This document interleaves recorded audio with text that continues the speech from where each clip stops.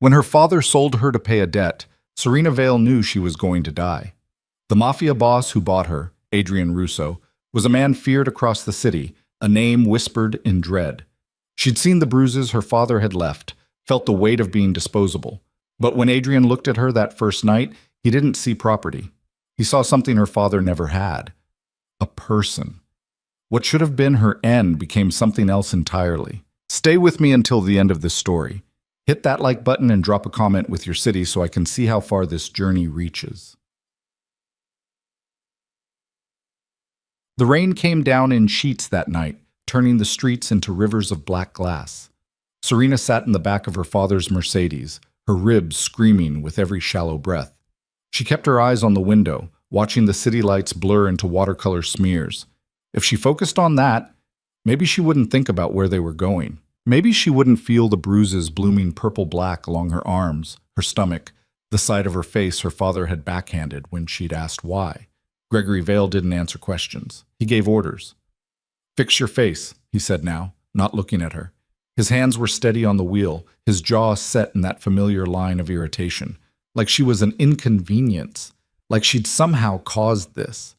Serena touched her cheek gingerly, felt the heat of swelling under her fingertips. "I don't have anything to—" "Then keep your head down." His voice was flat, businesslike, the same tone he used when closing deals. "Don't speak unless he asks you a direct question. Don't make eye contact. Don't do anything stupid." She swallowed. Her throat felt tight. "Dad, please." "I'm not your father anymore." The words came out sharp, final. "After tonight, you're his problem." The car took a turn onto a private road, away from the streetlights, into darkness broken only by the high walls that rose on either side. Serena's stomach twisted. She'd heard the name Adrian Russo before. Everyone had. He owned half the city, the half that didn't show up in newspaper headlines or charity galas, the half that operated in shadow and silence and the kind of violence that made people disappear. Her father owed him money. A lot of money from what she'd pieced together from overheard phone calls and her father's increasingly short temper. And now Gregory Vale, respected businessman, philanthropist, pillar of the community, was handing over his daughter like a debt payment. The gates opened. The car rolled through. Serena had imagined something dark, industrial. A warehouse, maybe, or some grim underground space where men conducted business in blood and broken bones. Instead, the estate sprawled before them like something out of a different world, stone and glass, lit from within by warm amber light. Gardens stretched into the rain-soaked darkness, fountains, sculptures, the kind of wealth that didn't need to announce itself. Gregory parked near the entrance, killed the engine. For a moment, neither of them moved. "Get out," he said finally. She did. The rain hit her immediately, cold and sharp. She crossed her arms over her chest, the thin dress she wore offering no protection. Her father had told her to wear it. Something presentable, he'd said. She'd known what that meant. She'd known and she'd put it on anyway because refusing would have been worse. The front doors opened before they reached them. A man stood there, older, dressed in a suit that probably cost more than Serena's entire wardrobe. He looked at Gregory first, then at her, and something flickered in his expression. Pity, maybe, or disgust. Hard to tell. "Mr. Vale," the man said. "He's waiting." They followed him inside. Marble floors, high ceilings, art on the walls that Serena couldn't name but recognized as expensive. Everything was clean, ordered, controlled, the kind of space where violence seemed impossible until you remembered who lived here. They were led through corridors, past rooms she glimpsed but couldn't process, until they reached a set of double doors. The man knocked once, then opened them without waiting for an answer. The room beyond was an office, bookshelves, a massive desk, leather chairs. A fireplace burned low in the corner, and standing near it, glass of something amber in his hand, was Adrian Russo. Serena had expected someone older, someone grotesque maybe, marked by the life he led. Instead, he looked like he could have been on the cover of a magazine, tall, dark-haired, maybe mid-30s. Sharp suit, sharper eyes. He studied them both as they entered, his expression giving away nothing. "Gregory," he said. His voice was calm, almost pleasant. "You're late." "Traffic," her father said. A lie. They'd left with plenty of time. Adrian's gaze shifted to Serena, lingered. She kept her eyes down like her father had told her, but she could feel the weight of his attention, heavy and assessing. "This is her?" Adrian asked. "Yes." Gregory's hand found Serena's shoulder, squeezed hard enough to hurt. A reminder. "My daughter, as we discussed. As you begged," Adrian corrected quietly. He set his glass down, moved closer. "You came to me 3 weeks ago. Said you needed more time. I gave it to you. Then you called again, said you had another solution." He stopped in front of Serena, close enough that she could smell expensive cologne and something else underneath. Cigarette smoke, maybe. "This is your solution." Gregory's hand tightened. "She's worth more than what I owe. She's a person, Gregory, not a commodity." Adrian's tone hadn't changed, but something underneath it made Serena's father go quiet. "How old is she?" 23. "Look at me," Adrian said. It took Serena a moment to realize he was talking to her. She lifted her head slowly, met his eyes. They were dark, unreadable. He looked at her face, at the bruise she knew, and then down at her arms where more marks showed against her pale skin. "Did he do that?" Adrian asked. Serena's breath caught. No one had ever asked. Not the one time a teacher had noticed. Not the neighbor who'd heard things through the walls. No one asked because asking meant getting involved, and getting involved with Gregory Vale's business was something people avoided. "Answer him," her father hissed. "Yes," Serena whispered. Adrian's expression didn't change, but something shifted in the room, a temperature drop, a tightening. "Leave," Adrian said. Gregory blinked. "What?" "I said leave. We'll discuss the rest later. Go." "Now, wait just a—" Adrian moved. It wasn't threatening exactly, but Gregory shut his mouth mid-sentence and took a step back. Serena felt her father's hand fall away from her shoulder, felt him retreat. "We had a deal," Gregory said, voice tight. "And now we have a different one," Adrian replied. "I'll be in touch. Go." For a second, Serena thought her father would argue, would drag her back out to the car, find some other solution to his debt. But he didn't. He turned and walked out, and the door closed behind him with a soft click that sounded like the end of something. Serena stood there, shaking, from cold, from fear, from the reality that her father had actually done it, had actually traded her away and walked out without looking back. "Sit," Adrian said, gesturing to one of the chairs.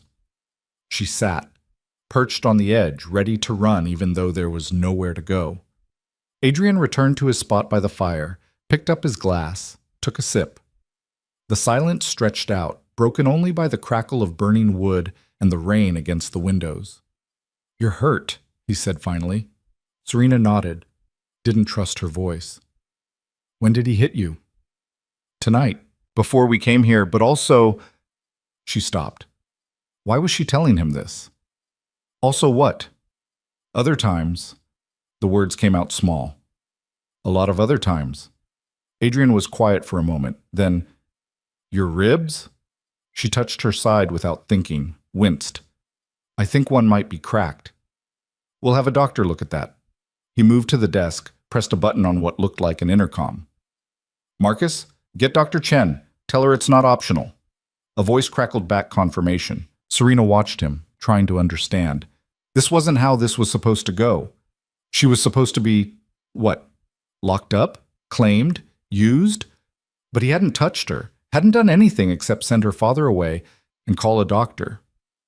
"I don't understand," she said. Adrian looked at her. "What don't you understand?" "Why you're—" She gestured vaguely.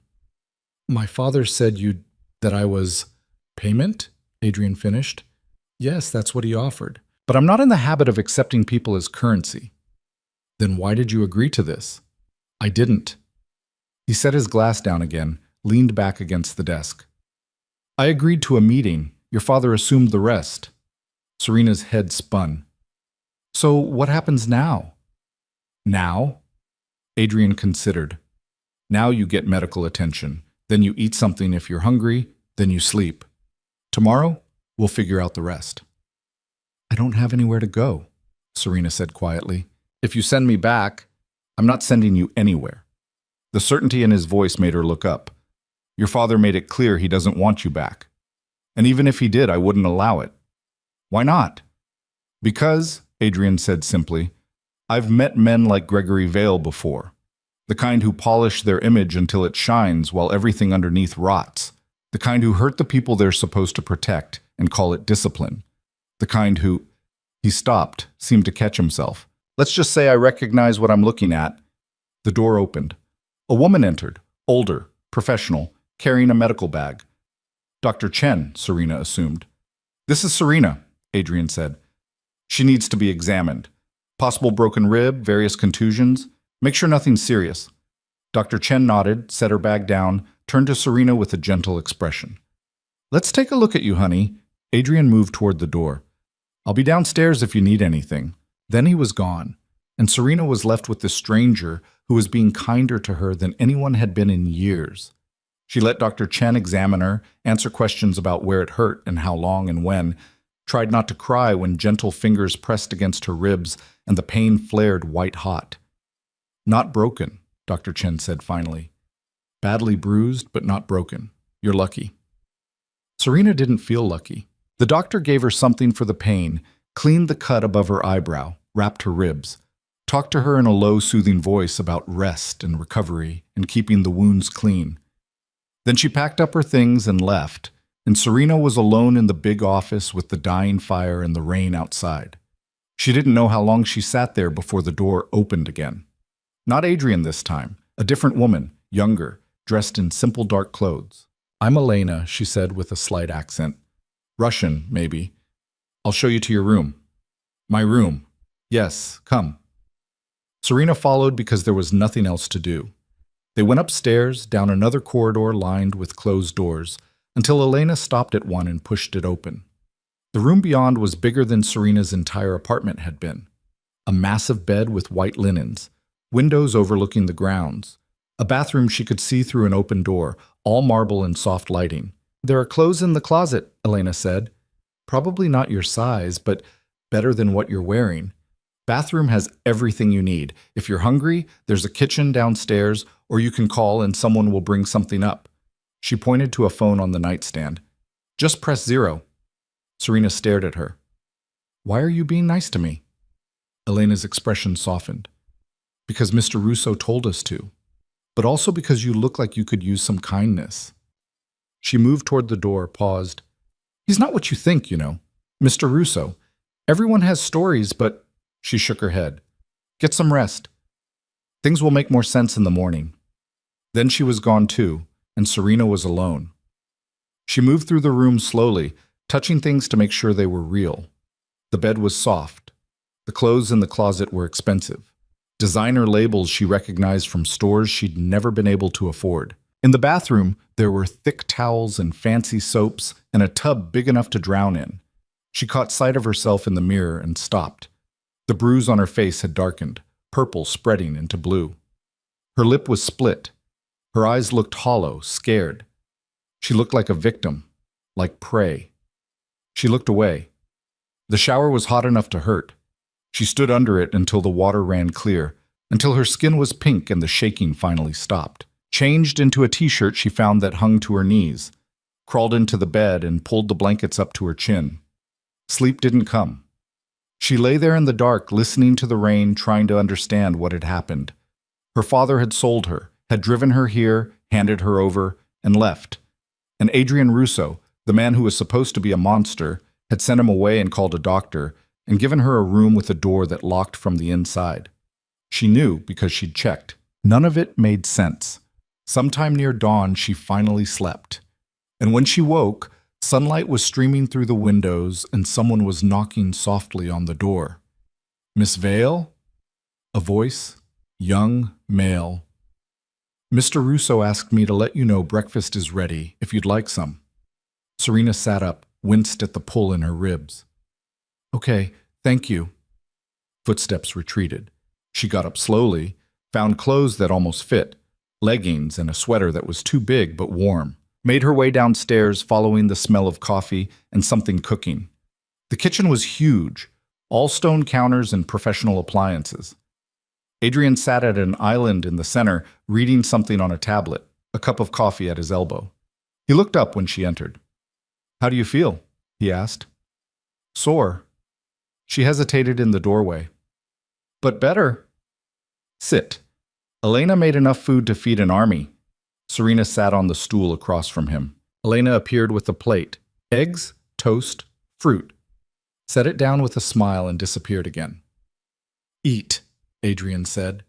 Then we'll talk. She ate. She was hungrier than she'd realized, and the food was good. Real. When she finished, Adrian pushed the coffee toward her. You take it black? I don't usually. Try it. Elena makes it better than anyone I know. She tried it. He was right. Adrian set the tablet aside, focused on her fully. I need to ask you some questions. They're going to be personal. If you're not ready, say so. Serena wrapped her hands around the coffee cup. Okay. How long has your father been hurting you? Since I was 14, after my mom died. And before that? Before that, he ignored me mostly. I was her problem. After she was gone, I was just in the way. Adrian's jaw tightened almost imperceptibly. Has he ever... He stopped. Has he hurt you in ways other than hitting? It took Serena a moment to understand what he was asking. No, just what you saw. Hitting, shoving. One time he threw a glass at me and I needed stitches, but nothing. Not that. Adrian nodded slowly. Good. That's good. Does anyone else know? Teachers, friends, police? I didn't have friends. Teachers don't ask if you keep your grades up and don't make trouble. And my father is Gregory Vale. People don't question him. No, Adrian said quietly. They don't. Serena set the coffee down. Why are you asking me this? Because I need to know what I'm dealing with. Your father didn't just owe me money, Serena. He's been borrowing from multiple sources, running schemes, cooking books. He's built an empire on debt and lies, and it's finally catching up to him. Bringing you here was his Hail Mary. If I accepted you as payment, he thought it would buy him time, leverage, maybe sympathy. He thought wrong. So what happens to him? That depends. Adrian leaned back. On you, partly. On me? Your father is going down. That's not a question. But how far? How public? How devastating? That I can control to some degree. The question is what you want. Serena stared at him. What I want? Yes. You. What do you want to happen? No one had ever asked her that before. What do you want? As if her wanting mattered. As if she had any say in how her life went. I don't know, she said honestly. That's fine. You don't have to know yet. Adrian stood, picked up his coffee. For now, you're safe here. You have a room, food, anything you need. Take time. Think about it. When you're ready, we'll talk about next steps. And if I want to leave? He looked at her steadily. Then you leave. You're not a prisoner, Serena. You never were. But my father, your father doesn't get a vote anymore. Adrian's voice was firm, final.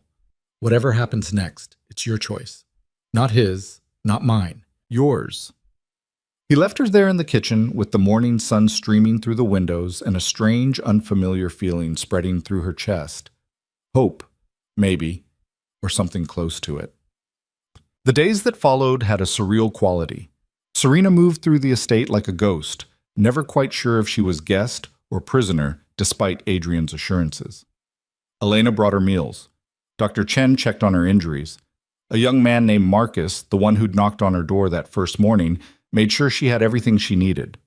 Adrian himself was often gone, disappearing for hours or full days into whatever business he conducted.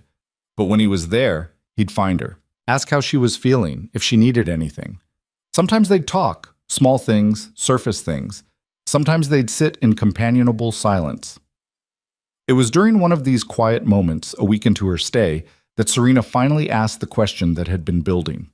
They were in what Adrian called the library, though it was more like a cathedral of books.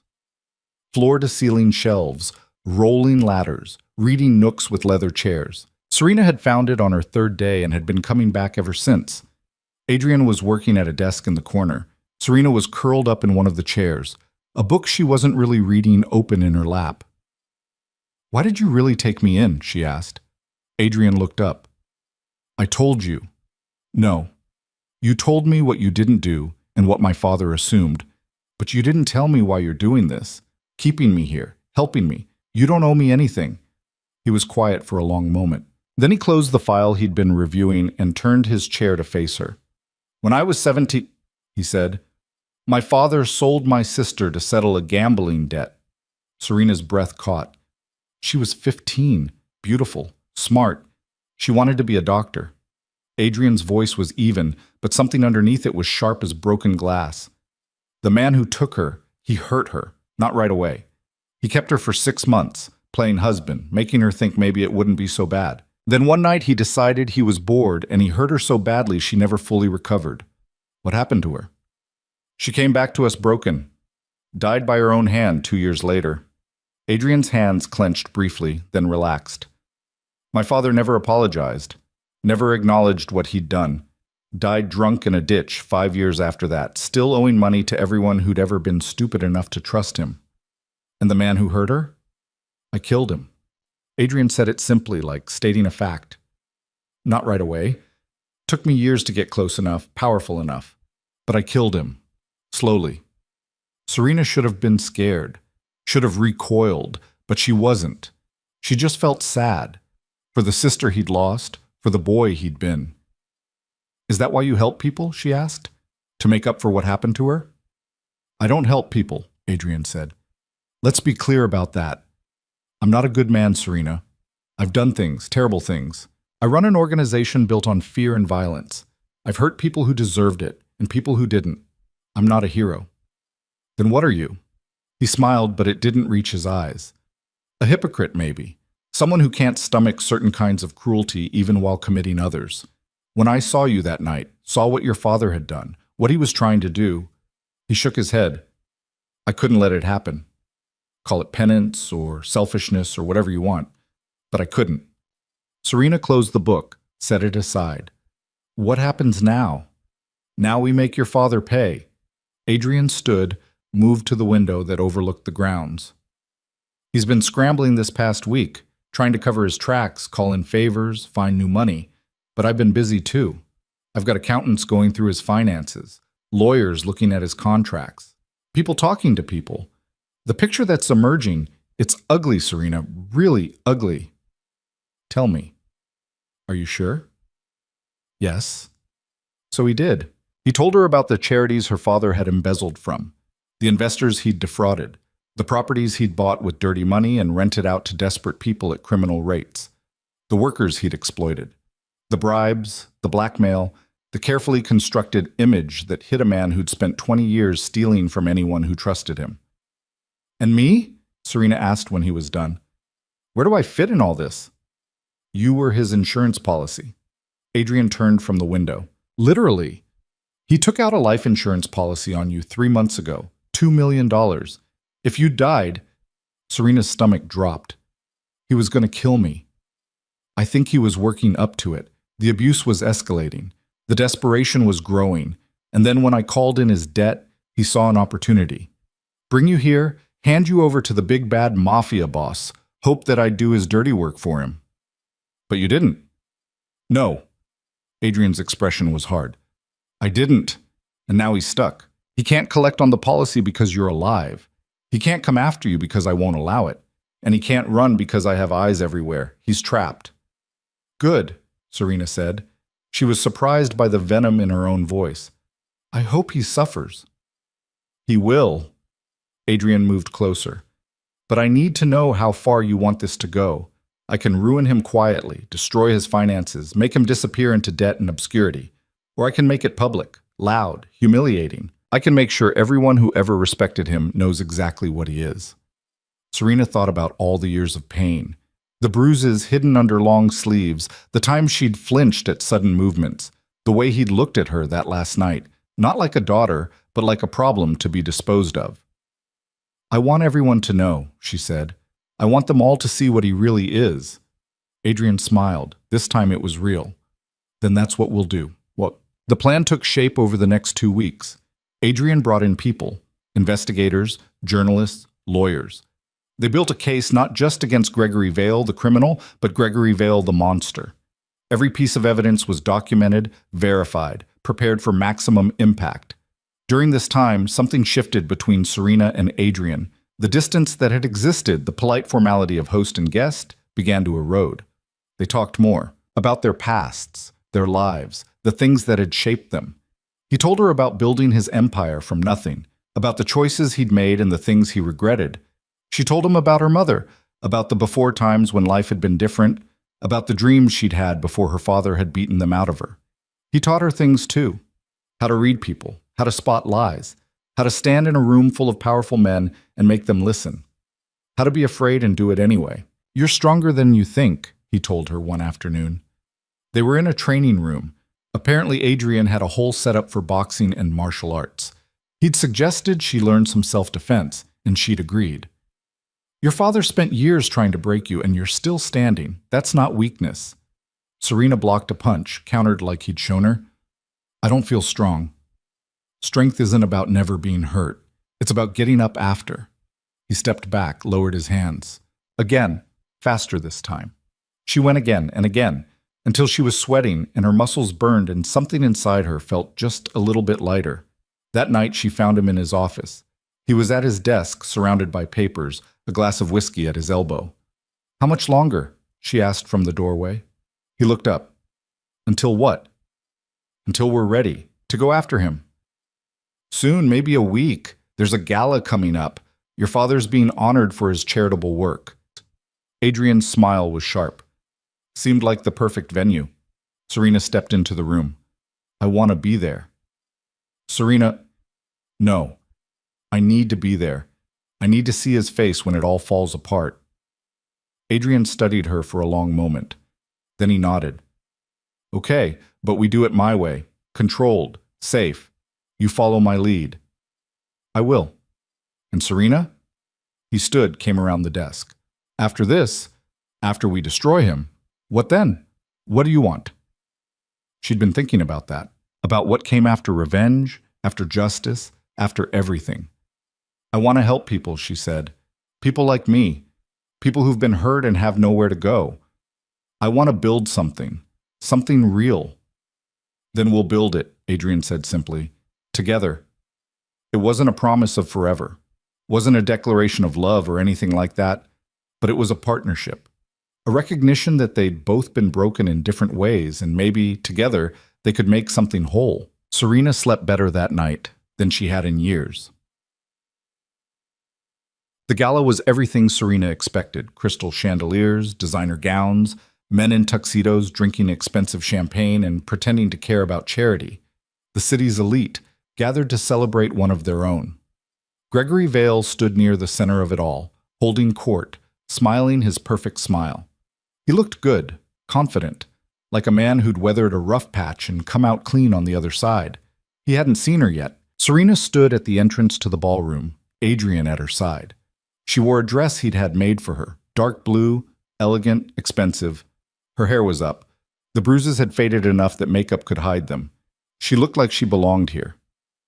"Ready?" Adrian asked quietly. Serena nodded. "Let's do this." They entered together. Heads turned. People noticed Adrian first. He was impossible not to notice, commanding and dangerous even in formal wear. But then they saw her, saw them together, and the whispers started. Gregory noticed. She saw the moment he spotted her across the room, saw his face go pale, then red, saw his hand tighten on his champagne glass, hard enough she thought it might shatter. He started toward them, but Adrian's hand found the small of Serena's back, a gentle touch, grounding. "Not yet," he murmured. "Let him sweat." They circulated. Adrian introduced her to people, business owners, politicians, socialites. Serena smiled and nodded and said very little, but she was there, visible, alive, undeniably present in a place her father had never thought she'd be. The speeches started. A representative from one of Gregory's charities talked about his generosity. A city councilman praised his civic contributions. And then Gregory himself took the stage. All practiced humility and rehearsed gratitude. Serena watched him. Watched this man who had hurt her for years accept praise he didn't deserve, and something cold and hard settled in her chest. Adrian's hand found hers, squeezed once, the lights dimmed, a screen lowered behind Gregory. His speech faltered. He turned, confused, as images began to flash across the screen. Financial records, bank statements, property deeds. All of it damning, all of it real. Then came the photos. Serena as a child, hospital records from the one time the school had forced her father to take her in. More recent bruises, documented by Dr. Chen, the life insurance policy with its cold calculation of her worth. The room went silent, deadly silent. Gregory's face was white now. He looked out into the crowd, searching for what? An escape? Support? But no one moved, no one spoke. They all just stared at the screen, at the evidence of what he really was. "Gregory Vale," a voice said. The doors opened. Police filed in, led by a detective Serena recognized from the news. "You're under arrest for fraud, embezzlement, assault, and attempted murder." Everything happened fast after that. Gregory tried to run, but there was nowhere to go. They cuffed him while the crowd watched. Someone was crying. Someone else was already on the phone, probably calling their lawyer to make sure they had distance from the scandal. Gregory's eyes found Serena's as they led him past. There was rage there, hate, but underneath it, something else. Fear. "You did this," he hissed. "You ungrateful little—" "Yes," Serena said clearly. "I did." And she didn't feel guilty, didn't feel conflicted. She felt free. They took him away. The gala dissolved into chaos, people leaving, reporters arriving, the whole perfect facade crumbling in real time. Adrian guided Serena out a side entrance, away from the cameras and questions. They got into his car and drove back to the estate in silence. It was only when they were inside, when the doors were closed and locked and the world was shut out, that Serena finally let herself feel it. The weight lifting, the terror receding, the knowledge that her father would never hurt her again. "Thank you," she said to Adrian. He looked at her. "You did this. Not me." "We did it," she corrected. "Together." He smiled, reached out, tucked a strand of hair behind her ear in a gesture so gentle it made her chest ache. "What happens now?" he asked. The same question, but this time it felt different. "Now," Serena said, "we build something better." And they would. She knew it with absolute certainty. The path ahead wouldn't be easy.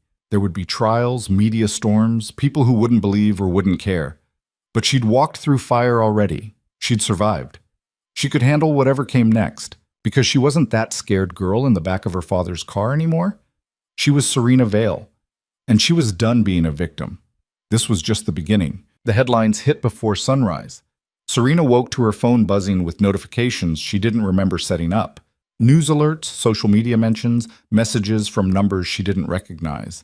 She sat up in bed, ribs still tender but healing, and scrolled through the chaos her life had become overnight. Philanthropist Gregory Vale, arrested on multiple charges. Financial empire built on fraud collapses. Daughter reveals years of abuse. That last one had a photo. Her and Adrian leaving the gala, his hand on her back, her face caught in profile. She looked older than 23, looked tired, but she also looked alive. A knock at the door made her look up. "Come in." Elena entered with a tray, coffee, toast, fruit. "Mr. Russo thought you might want breakfast in your room this morning. The front gate has reporters." "How many?" 15 at last count." Elena set the tray down, poured the coffee. "Marcus is keeping them back, but they're persistent. One tried to climb the wall an hour ago." Serena picked up the coffee cup, wrapped her hands around it. The warmth helped. "Is Adrian awake?" "He's been up since 4. On the phone with lawyers, mostly." Elena hesitated. "He wanted me to tell you, you don't have to deal with any of this if you're not ready. He can handle the press, the questions, all of it." "I know." Serena took a sip. "But I should probably face it eventually." "Eventually doesn't have to be today." After Elena left, Serena showered and dressed, taking her time.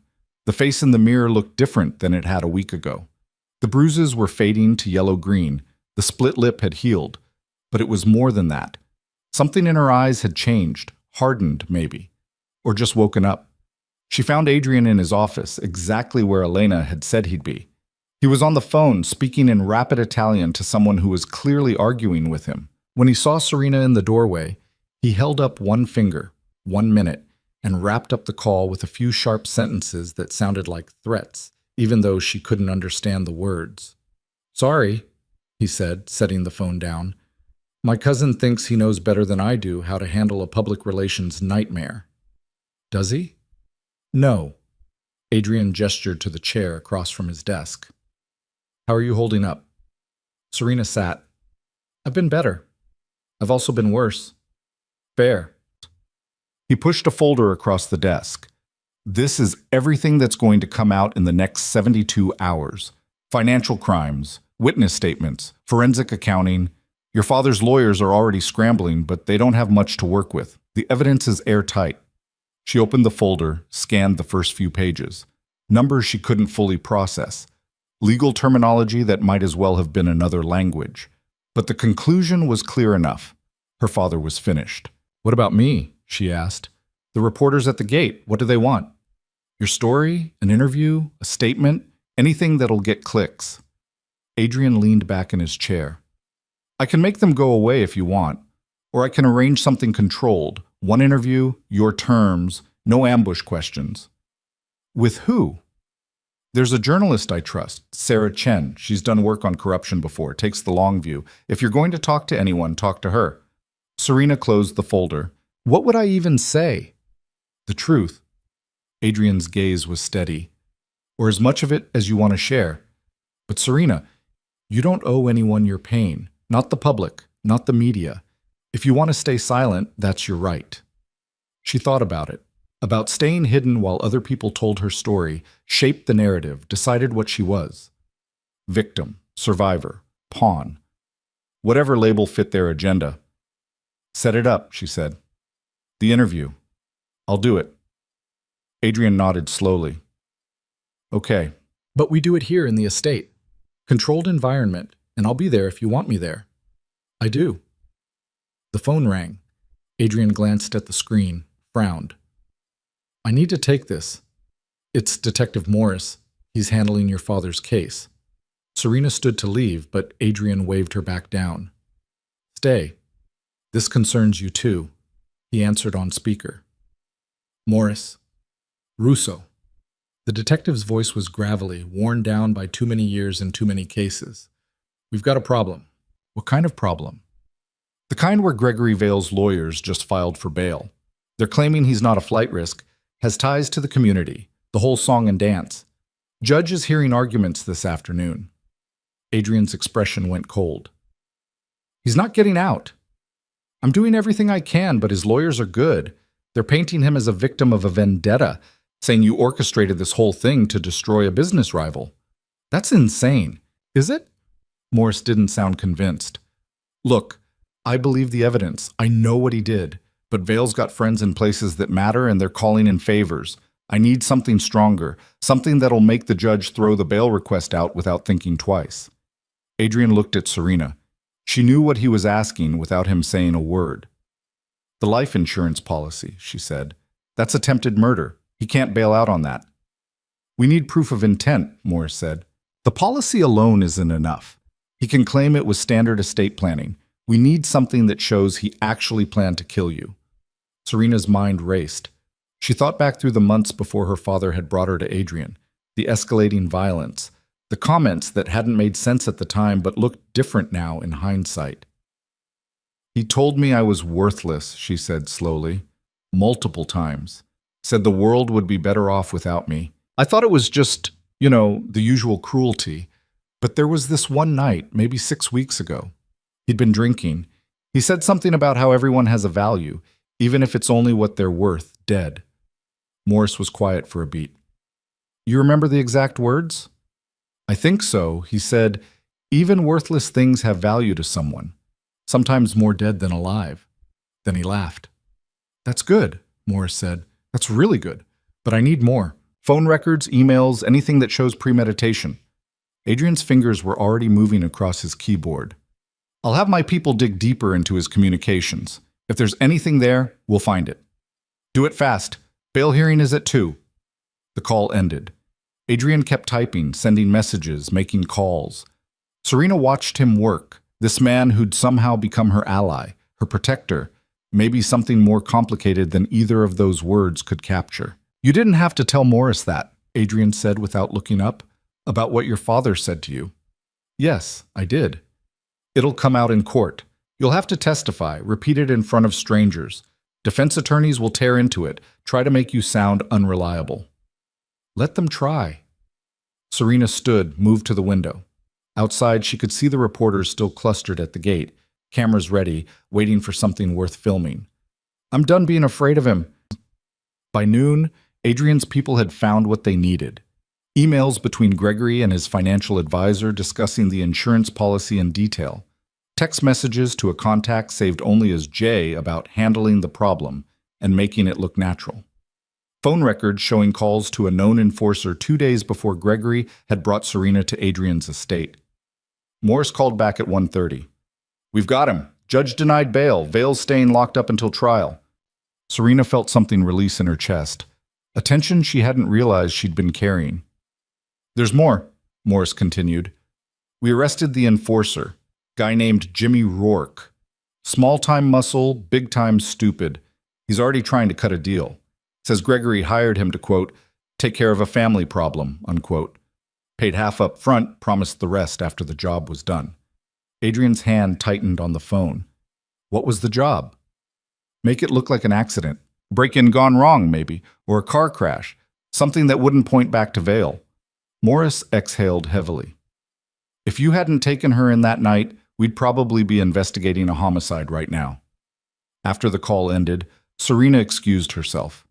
She made it to her room before the shaking started, before the reality of how close she'd come crashed over her. She'd known, intellectually, that her father had planned to kill her. But hearing it confirmed, hearing the casual way he'd arranged her murder, like it was just another business transaction, that made it real in a way that hollowed her out. She sat on the edge of the bed, trying to breathe through it, trying not to fall apart. Another knock. Serena? Adrian's voice. Can I come in? Yeah. He entered, closed the door behind him, took in her state with one glance and sat beside her, close but not touching. I'm okay, she said. You're not, and that's okay too. He really was going to kill me. The words came out small, broken. His own daughter. I know. What kind of person does that? The kind who only sees people as assets or liabilities. Adrian's voice was quiet. The kind who never should have been a father. Serena wiped at her eyes, angry at the tears. I don't want to cry over him anymore. He doesn't deserve it. You're not crying over him. You're crying over what should have been and wasn't. That's different.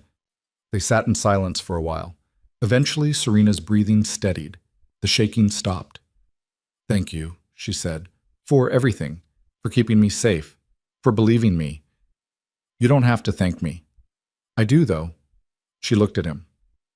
You could have just paid off my father's debt and sent us both away. But you didn't. Why? Adrian was quiet for a long moment. Because I know what it's like to be powerless. To watch someone hurt the people you love and not be able to stop it. When I saw you that night, I saw my sister, and I couldn't just walk away. Is that all I am to you? A second chance? No. He met her eyes. At first, maybe. But not anymore. Then what? He smiled, sad and small. I'm still figuring that out. The interview with Sarah Chen happened 3 days later. She arrived mid-morning, professional but warm, carrying a recorder and a notebook, and none of the aggressive energy Serena had braced herself for. They sat in the library, Serena's favorite room in the estate. Adrian stayed nearby but out of frame, his presence a silent reassurance. Sarah asked gentle questions at first, about Serena's childhood, her mother, what life had been like before the abuse started. Serena answered carefully, aware that every word would be printed, analyzed, judged. But Sarah had a way of listening that made it easier, like she actually cared about the answers beyond their headline value. Then the questions got harder. When did you realize your father intended to kill you? Sarah asked. Serena took a breath. When the detective told me about the enforcer he'd hired. Before that, I knew he hated me, knew he hurt me. But I didn't let myself think he'd actually go that far. That must have been terrifying. It was. It still is sometimes. I wake up and forget for a second that he's in jail, that he can't get to me. Then I remember and I can breathe again. What do you want people to know about Gregory Vale?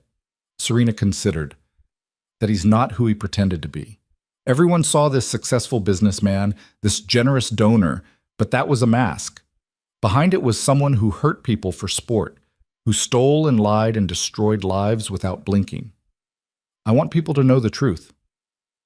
And what about Adrian Russo? Sarah's gaze shifted briefly to where Adrian sat. There are people saying he's using you, that this is all about revenge or business rivalry. Those people are wrong. Serena's voice came out stronger than she expected.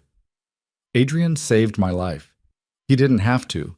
He could have turned me away or worse, but he gave me safety and time and the resources to fight back.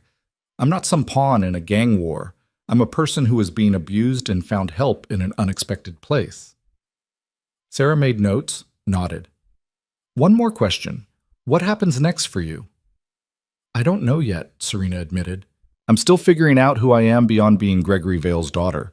But I know I want to help people who are trapped like I was. I want to build something that matters. That sounds like a good place to start. After Sarah left, promising the article would run in 3 days and that Serena would see it before publication, Adrian poured them both a drink. Whiskey, neat. Serena took hers and sat on the couch, exhausted but also lighter somehow. You did good, Adrian said, settling into the chair across from her. I didn't cry. I'm calling that a win. You were honest. That's better than a win. Serena sipped the whiskey, felt it burn. She asked about us, about what you are to me. I heard. I didn't really answer. I noticed. That's because I don't know how to answer. Serena set the glass down. What are we, Adrian? He looked at her for a long time. I think we're two people who found each other in the dark. What that becomes, I guess we'll find out. It wasn't a declaration, wasn't a promise of anything specific, but it was honest, and that felt like enough. The next week brought more chaos. The trial date was set. More evidence came out. Gregory's business partners started turning on him, giving statements to save themselves. His assets were frozen. His reputation was ash. Through it all, Serena stayed at the estate. She trained with Adrian most mornings, boxing, self-defense, rebuilding strength in her body that had been beaten down. She read in the library. She worked with Elena and Marcus on plans for the foundation she wanted to build. And she talked to Adrian, late into the night sometimes, about everything and nothing. They were dancing around something. Both of them knew it. But neither was ready to name it yet. Then one night, everything shifted. Serena couldn't sleep. She went downstairs looking for tea and found Adrian on the back terrace, smoking a cigarette and staring out at the dark grounds. I didn't know you smoked, she said. He glanced back, smiled slightly. Only when I'm stressed. Bad habit from my 20s. What are you stressed about? Your father's lawyers are pushing for a plea deal. Reduced charges in exchange for testimony against some of his business partners. Serena moved to stand beside him. Will it work? Not if I have anything to say about it. He took a drag, exhaled smoke into the night air. He doesn't get to weasel out of this. What if he does? Then we make sure everyone knows what kind of deal he took and why. We make sure he never has a moment of peace for the rest of his miserable life. The venom in Adrian's voice should have scared her. Instead, it made her feel protected, valued, like someone finally gave a damn what happened to her. Can I ask you something? She said. Always. Do you think I'm broken? Adrian turned to face her fully. No, I think you're healing. There's a difference. I don't feel like I'm healing. I feel angry all the time. At him, at myself for not fighting back sooner, at the world for letting it happen. Anger's part of healing. He stubbed out the cigarette. You think I wasn't angry after my sister died? I was furious for years. That anger kept me going when I wanted to give up. Eventually it transformed into something else, something more useful, but it had to exist first. What did it transform into? Purpose. He stepped closer. The decision to never let something like that happen again, if I could prevent it. To build power not just for myself, but to protect people who couldn't protect themselves. It's imperfect. I'm imperfect, but it's better than doing nothing. Serena looked up at him. They were close enough now that she could see the flecks of gold in his dark eyes, could smell the smoke and cologne, and something underneath that was just him. "I'm glad you didn't do nothing," she said softly. "That night my father brought me here. I thought I was going to die. I'd made peace with it, in a way. But you changed that." "You changed it," Adrian corrected. "I just gave you the space to do it. We both did it then." "Yeah." His hand came up, brushed her cheek. "We did." The kiss happened slowly, a lean, a breath, a moment of hesitation where either of them could have pulled back, but neither did. His lips were gentle against hers, careful, like he was afraid she might break. She kissed him back, letting herself feel something other than fear for the first time in years. When they pulled apart, his forehead rested against hers. "Is this okay?" he asked quietly. "Yes." She was surprised by how much she meant it. "Is it okay for you?" "More than okay." They stayed like that for a while, breathing the same air, existing in the same space. It wasn't love yet. Serena wasn't sure she knew what love felt like anymore. But it was connection, understanding, the recognition that they'd both been through hell and come out the other side scarred, but standing. Later, in her room, Serena lay in bed and let herself think about what had happened. About the kiss, about Adrian, about the fact that she was developing feelings for a man who most of the world considered dangerous. But the world didn't know him like she did, didn't see the gentleness underneath the ruthlessness, didn't understand that sometimes the people society called monsters were just people who'd learned to survive in a world that offered no other option. She fell asleep thinking about the future, about the foundation she'd build, about the women she'd help, about the life she was constructing from the ruins of the old one. And for the first time in years, her dreams weren't nightmares. The morning after this kiss, Serena woke to sunlight streaming through her windows and the sound of raised voices downstairs. She dressed quickly, still tender in places but moving easier now, and followed the noise to Adrian's office. The door was half open. Inside, Adrian stood facing a man Serena had never seen before. Older, maybe 60, wearing an expensive suit that didn't quite hide the hardness underneath. His face was flushed with anger. "You're making a mistake," the man was saying. "Vale's got connections you don't want to mess with. People who won't forget this. Then they can get in line with everyone else who has a problem with me." Adrian's voice was cold, controlled. "I'm not backing down, Vincent. This isn't business anymore. You've made it personal. That girl upstairs? Watch it." The temperature in the room dropped. "Very carefully watch what you say next." Vincent held up his hands. "I'm just saying people are talking, saying you've gone soft, that you're letting some waitress play you because she's got a sob story and a pretty face." Serena should have stayed hidden, should have turned around and gone back upstairs. But something hot and furious rose in her chest, and before she could think better of it, she pushed the door open and walked in. Both men turned. Vincent's eyes raked over her, dismissive and calculating at once. Adrian's expression shifted to something between frustration and concern. "I'm not a waitress," Serena said, her voice steadier than she felt. "I'm a survivor, and I'm not playing anyone." Vincent smiled, sharp and ugly. "So she speaks. Adrian, you want to introduce us properly, or should I guess?" "Vincent Caruso," Adrian said flatly, "my business partner, or he was until about 30 seconds ago." "Don't be dramatic." Vincent's attention stayed on Serena. "You know what you've done, girl? You've painted a target on your back. Vale's people, they're not going to just let this go. You humiliated him, destroyed him publicly. That has consequences." "Good," Serena said. "He deserves worse than humiliation." "Maybe he does. But you think you're safe here? You think Adrian can protect you from everyone who wants to use you to get to him?" Vincent shook his head. "You're a liability, and liabilities get people killed." Adrian moved between them, his body language pure threat. "Get out. Adrian, out, now. Before I forget, we used to be friends." Vincent stared at him for a long moment, then shrugged. "Your funeral."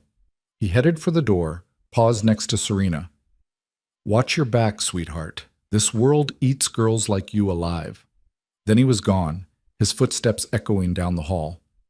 Serena's hands were shaking. She crossed her arms to hide it. "Is he right?" About what? Adrian's jaw was tight. About me being a liability. About putting a target on my back. Serena. No, I need to know.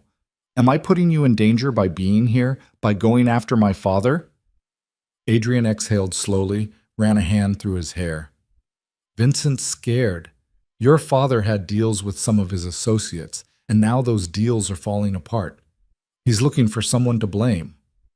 That's not an answer. Fine. Yes, there are people who aren't happy about what's happening to Gregory Vale. People who did business with him, people who owe him favors, people who think I've overstepped. But those people were always going to be a problem. You didn't create that. You just brought it into the light. Serena moved to the window, looked out at the grounds. He called me a liability. He's wrong. Is he? She turned back to face Adrian. Be honest with me. Has this whole thing, has me being here, made your life harder?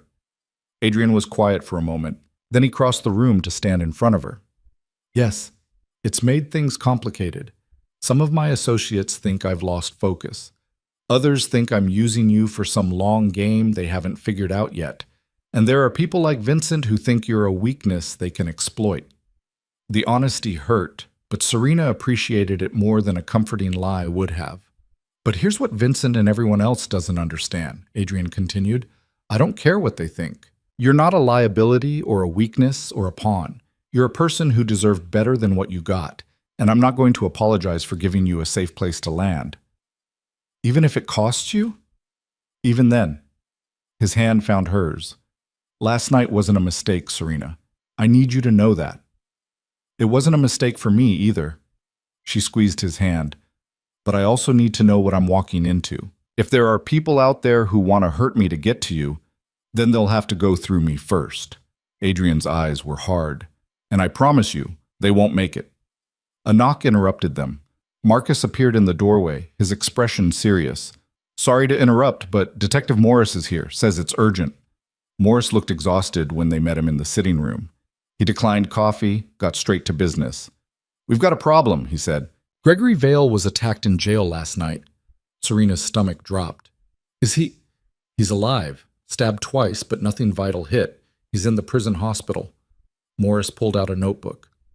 The attacker was another inmate, guy named Frank Salerno, low-level enforcer, in for assault. Let me guess, Adrian said. Salerno has connections to people Vale screwed over. That's the working theory, but here's where it gets interesting. Salerno's claiming he was paid to do it. Says someone on the outside hired him through a middleman, promised to take care of his family if he took Vale out. Did he succeed? Serena asked. No, guards got there in time. Morris looked at her. But whoever ordered this is going to try again. Your father's being moved to protective custody, but that only goes so far. If someone wants him dead badly enough, they'll find a way. Serena should have felt something, fear for her father maybe, or satisfaction that someone else wanted him to suffer. Instead, she just felt numb. Why are you telling us this? Because the DA thinks it might be connected to you, or to Adrian. Morse's gaze shifted between them. They're wondering if maybe you wanted Vale dead before he could testify, before he could make a deal. That's insane, Serena said. Is it? Morris didn't sound accusatory, just tired. Look, I don't think you did it. I don't think Adrian did it either. He's smarter than hiring some prison thug for a hit job. But the optics are bad. Vale's lawyers are already spinning this, saying their client is being targeted, that this whole case is a vendetta. Adrian's expression was unreadable. What do you need from us? Alibis for last night, phone records, anything that proves you weren't involved. You'll have them in an hour, Adrian said. Anything else? Yeah, watch your backs, because whoever wanted Vale dead might decide you're next. After Morris left, Serena paced the sitting room while Adrian made calls. Her mind was racing, trying to piece together who would want her father dead and why. The list was probably long. Gregory had made plenty of enemies over the years, but the timing was suspicious. Right as everything was falling apart, right as he was considering a plea deal. Stop, Adrian said, hanging up his phone. Stop what? Spiraling. I can see it happening. Serena stopped pacing, turned to face him. Someone tried to kill my father in jail. The police think we might be involved. How am I supposed to not spiral? By remembering that we didn't do this. We have nothing to hide. He moved toward her. Morris is just covering his bases. He knows we're clean. Do we know who actually did it? I'm making calls. If it's someone in my world, I'll find out. And if it's not, then we deal with it when we know more. Adrian's phone buzzed. He glanced at it, frowned. I need to handle this. Will you be okay for a bit? I'll be fine. But after he left, Serena didn't feel fine. She felt exposed, vulnerable in a way she hadn't since that first night. Someone out there wanted her father dead. Someone dangerous enough to reach inside a jail and almost succeed. And if they decided she was a problem too, she went to the library trying to lose herself in a book, but the words wouldn't stick. Her mind kept returning to Vincent's warning. This world eats girls like you alive. Elena found her there an hour later. You okay? Everyone keeps asking me that. That's because you look like you're about to shatter. Elena sat across from her. What happened? Serena told her about the attack, about Morris's visit, about the implications. Elena listened without interrupting, her expression thoughtful. You're scared someone's going to come after you, Elena said when Serena finished. Shouldn't I be? Probably. But being scared and being stupid are different things. You're under Adrian's protection. That means something in this city. Vincent didn't seem to think so. Elena snorted. Vincent's a coward who's mad that Adrian has a conscience. Don't listen to him. Adrian said he used to be a friend. Used to be, past tense. People change, or you find out they were never who you thought they were. Elena leaned forward. Look, I've worked for Adrian for 8 years. I've seen him do things that would give you nightmares, but I've also seen him protect people who had no one else. He's not a saint, but he's not a monster either. And he cares about you. Anyone with eyes can see that. That's what scares me, Serena admitted. What if caring about me gets him hurt? Then that's his choice to make, not yours. Elena stood. Come on, sitting here thinking in circles isn't helping anyone. Let's go do something useful. Serena followed her to the kitchen, where Elena put her to work chopping vegetables for dinner. It was oddly calming, the repetitive motion, the simple task. They worked in comfortable silence for a while before Elena spoke again. Can I ask you something personal? Sure. What do you want? Not what Adrian wants, not what the police want, not what justice demands. What do you actually want? Serena considered while she diced an onion. I want to feel safe. I want to stop looking over my shoulder. I want my father to pay for what he did, but I also want... She paused. I want to move forward, to build something, not just survive, but actually live. That's good. That's a start. Elena scraped carrots into a pot. And Adrian? Where does he fit in all that? I don't know yet. Serena set down the knife. A month ago, I didn't think I'd be alive. Now I'm here, and I have options, and I'm feeling things I didn't think I'd ever feel again. It's terrifying. Feelings usually are. What if this is just trauma bonding, or whatever they call it? What if I only think I care about him because he saved me? Elena smiled. What if it's not? What if it's real and messy and complicated, but still worth it? Before Serena could answer, Marcus appeared in the doorway. Adrian needs you both. Now. They found Adrian in his office with 3 men Serena didn't recognize. The atmosphere was tense, dangerous. Adrian's expression was carved from stone. Serena, Elena, wait outside, he said. No. Serena surprised herself. If this is about me, I want to know. Adrian looked like he wanted to argue, but one of the other men spoke first. Let her stay. She should hear this. The man was younger than the others, maybe early 30s, with scars on his knuckles and eyes that had seen too much. He looked at Serena with something like respect. I'm Tony, he said. I run security for the East Side. Someone put a contract out on your father 2 days ago. $500,000 for a clean kill, double if it looks like an accident. Serena's blood went cold. Who? That's the question. Tony glanced at Adrian. The contract came through an intermediary, anonymous payment, no direct contact, but the intermediary, he's worked for the Castellano family before. Adrian's hands clenched. Marco Castellano? That'd be my guess. Who's Marco Castellano? Serena asked. Your father's biggest investor, Adrian said. Or he was until everything went public. Gregory lost him about 20 million when the fraud came out. So he wants revenge. He wants to cut his losses, Tony corrected. Your father alive means trials, testimony, more exposure. Dead, he's just another cautionary tale. The money's gone either way, but at least Marco doesn't have to worry about getting dragged into it. One of the other men, older with graying hair, spoke up. There's more. Castellano's been asking questions about the girl.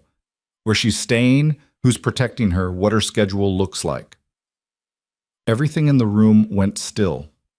He's going to come after me, Serena said. It wasn't a question.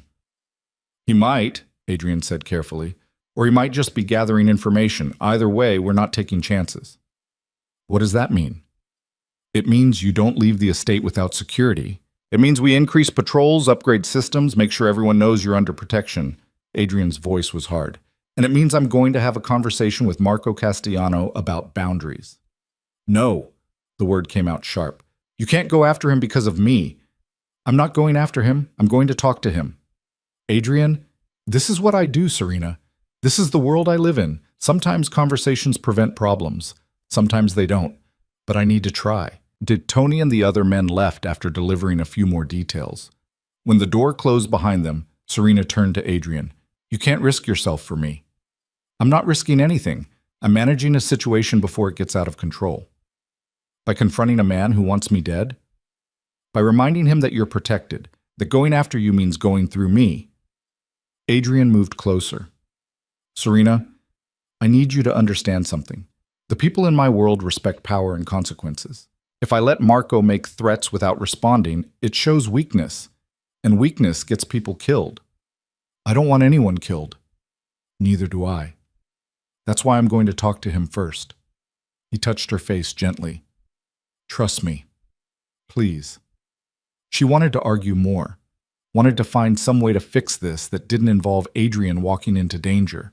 But she also understood, maybe for the first time, what his world actually looked like. It wasn't just wealth and power. It was constant negotiation, constant threat assessment, constant balancing of violence and diplomacy. When? She asked. Tonight. Marcus is setting it up now. I'm coming with you. Absolutely not. Adrian, no. His voice left no room for argument. This is one thing I won't compromise on. You stay here where it's safe. I go, I talk, I come back. End of discussion. Serena wanted to fight him on it, but she could see it wouldn't work. Fine, but if something happens to you, it won't. He left at 8, taking Marcus and 2 other men whose names Serena didn't know. She watched from the window as the cars pulled away, her stomach in knots. Elena appeared beside her with tea. He'll be fine. He's done this 100 times. That doesn't make it less terrifying. No, but it's who he is. Elena handed her the cup. You need to decide if you can live with that, because this, the danger, the uncertainty, the world he operates in, it doesn't go away. It's always going to be part of the package. Serena sipped the tea, tasted chamomile and honey. Did you ever have to make that choice? No. I came to work for Adrian knowing what he was. But you got thrown into this. That's different. I don't know if I can do this long term, Serena admitted. Be with someone who might not come home, who has enemies that want to hurt him. Then you need to figure that out before you get in any deeper. Elena's voice was gentle but firm. Because he's falling for you. Anyone can see it. And if you're not sure you can handle his world, it's kinder to walk away now than later. The words sat heavy in Serena's chest. She thought about Adrian's kiss, about the way he looked at her like she mattered, about the safety she felt when he was near and the terror when he wasn't, about the future she wanted to build and whether it had room for someone like him. She was still thinking about it 2 hours later when the cars returned. Serena met Adrian at the door, searching his face for signs of injury, of violence, of anything wrong. I'm fine, he said before she could ask. What happened? Let me pour a drink first. In his office, Adrian poured himself whiskey, and one for Serena too. He drank half of his before speaking. Marco and I came to an understanding, he said. He cancels the contract on your father. He stops asking questions about you. In exchange, I don't make an issue of his involvement in Vale's schemes. That's it? That's it. We shook hands. He knows crossing me would be bad for business. I know pushing him too hard would start a war neither of us wants. So we walked it back. Serena wanted to feel relieved, but something in Adrian's expression worried her. What aren't you telling me? He finished his drink, set the glass down carefully. Marco had a message for you. Said to tell you that your father's death would have been a kindness. That what's coming for him in court, in prison, in the years ahead, it'll be worse than anything a quick death could offer. He said you should think about that. Is he right? Probably. Adrian's eyes met hers. Gregory's going to spend the rest of his life locked up, his reputation destroyed, everyone knowing what he really was. No money, no power, no escape. For a man like him, that might actually be worse than death. Good, Serena said quietly. I want him to suffer. Does that make me a bad person? No, it makes you human. Adrian moved closer. But Serena, at some point you're going to need to let go of the anger. Not for him, for you, because carrying that much hate, it'll poison you eventually. I know. She leaned into him when he pulled her close. I'm just not ready yet. That's okay. You've got time. They stood like that for a while, wrapped in each other, both of them carrying weight they couldn't quite name. Eventually, Adrian pulled back enough to look at her. I need to ask you something, he said. Okay. Are you staying because you want to, or because you don't have anywhere else to go? The question caught her off guard. Why are you asking? Because I need to know. If you're here because you feel obligated, or because you're scared to be alone, or because you think you owe me something, I need you to tell me, so I can stop falling for you before it gets any worse. Serena's breath caught. You're falling for me? Yes. No hesitation. I have been since the night you told your father you exposed him. Since I saw you stand there, broken, but not beaten, and own what you'd done. I'm falling for you, and it's going to hurt like hell if you're not in this for the right reasons. What are the right reasons? Because you want to be. Because when you think about the future, I'm in it. Because this, he gestured between them, is something you want to fight for. Serena thought about Elena's question earlier. What do you want? Not what anyone else wanted, not what made sense, not what was safe or logical or expected. What did she actually want? I'm scared, she said finally. I'm scared of your world, of the danger, of the fact that I might lose you. I'm scared that I don't know how to be in a relationship because every example I ever had was toxic. I'm scared that I'm not strong enough for this. That's not an answer. I know. She took a breath, but I'm staying anyway. Because when I think about leaving, about going somewhere else and building a life without you in it, it feels wrong, incomplete. You saved my life, Adrian, but it's more than gratitude. I don't know what to call it yet, but it's real. His forehead touched hers. That's good enough for now. Is it? Yeah. We'll figure out the rest as we go. They kissed, slower this time, deeper. When they finally pulled apart, Serena felt something shift. A decision made, a line crossed. Whatever came next, they'd face it together. The trial was still ahead. Her father's reckoning. The foundation she wanted to build. All of it waiting, demanding attention and energy and courage she wasn't sure she had. But for tonight, she let herself just be here, safe in Adrian's arms, alive despite everything, building something new from the wreckage of the old. It wasn't perfect. Neither of them were. But maybe that was the point. The trial started on a gray morning in October, 3 months after Serena had walked into that gala and watched her father's world collapse. She dressed carefully that day, a navy suit Adrian had bought her, hair pulled back, minimal makeup. She wanted to look strong, composed, nothing like the broken girl her father had tried to erase. Adrian drove her to the courthouse himself, Marcus following in a second car with 2 more security guys whose names Serena still mixed up. The media was already camped outside, cameras and microphones forming a gauntlet they'd have to pass through. You ready? Adrian asked, his hand finding hers. No, but I'm doing it anyway. They got out of the car to an explosion of questions and camera flashes. Serena kept her eyes forward, Adrian's hand firm on her back as they pushed through the crowd. She caught fragments of shouted questions. Miss Vale, how do you feel? Is it true you're living with Adrian Russo? Do you want your father to get the death penalty? Inside was quieter, but no less intense. The prosecutor, a sharp woman named Linda Hartwell, met them in the hallway outside the courtroom. "How are you holding up?" Linda asked Serena. "I've been better." "You're going to testify today. Defense is going to try to rattle you, make you seem unstable or vindictive. Don't let them." Linda's eyes were kind but firm. "Just tell the truth. That's all we need." The courtroom was packed.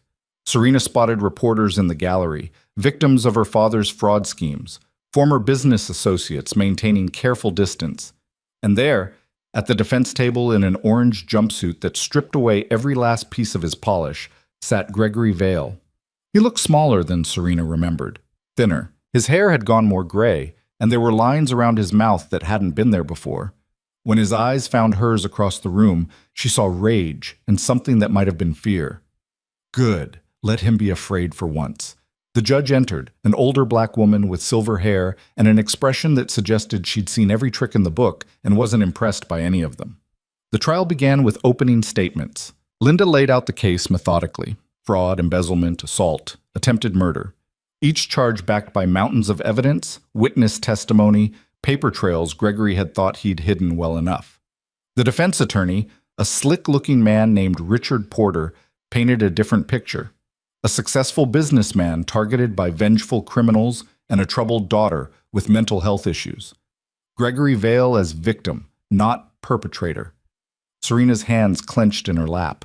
Adrian's thumb rubbed circles on her wrist, steady and grounding. The first witnesses were the financial experts, walking the jury through the labyrinth of shell companies and fraudulent transactions. It was dry, technical, but necessary. Serena watched the jury's faces, trying to gauge what they were thinking. A few looked confused by the complexity. Others looked angry. Then came the victims. A retired teacher who'd invested her pension in one of Gregory's schemes and lost everything. A small business owner who'd been promised contracts that never materialized. A charity director whose organization had been gutted by Gregory's embezzlement. One by one, they told their stories, and with each one, the air in the courtroom got heavier. Gregory sat expressionless through it all, occasionally leaning over to whisper to his lawyer. Serena wondered what he was saying. Was he trying to spin it, find some angle that would save him? Or was he finally realizing there was no way out? The trial recessed for lunch. Adrian took Serena to a small room the prosecution had set aside for them, away from the cameras and crowds. "You okay?" he asked, handing her a bottle of water. "I don't know." Watching all those people, hearing what he did to them, Serena twisted the cap off the bottle. "I knew he was bad, but hearing it all laid out like that, it's different. He hurt a lot of people, including me." She took a sip of water. "Linda said I'm testifying this afternoon. I thought it would be tomorrow." "Change of strategy. They want your testimony fresh in the jury's mind before the weekend." Adrian sat beside her. "You don't have to do this.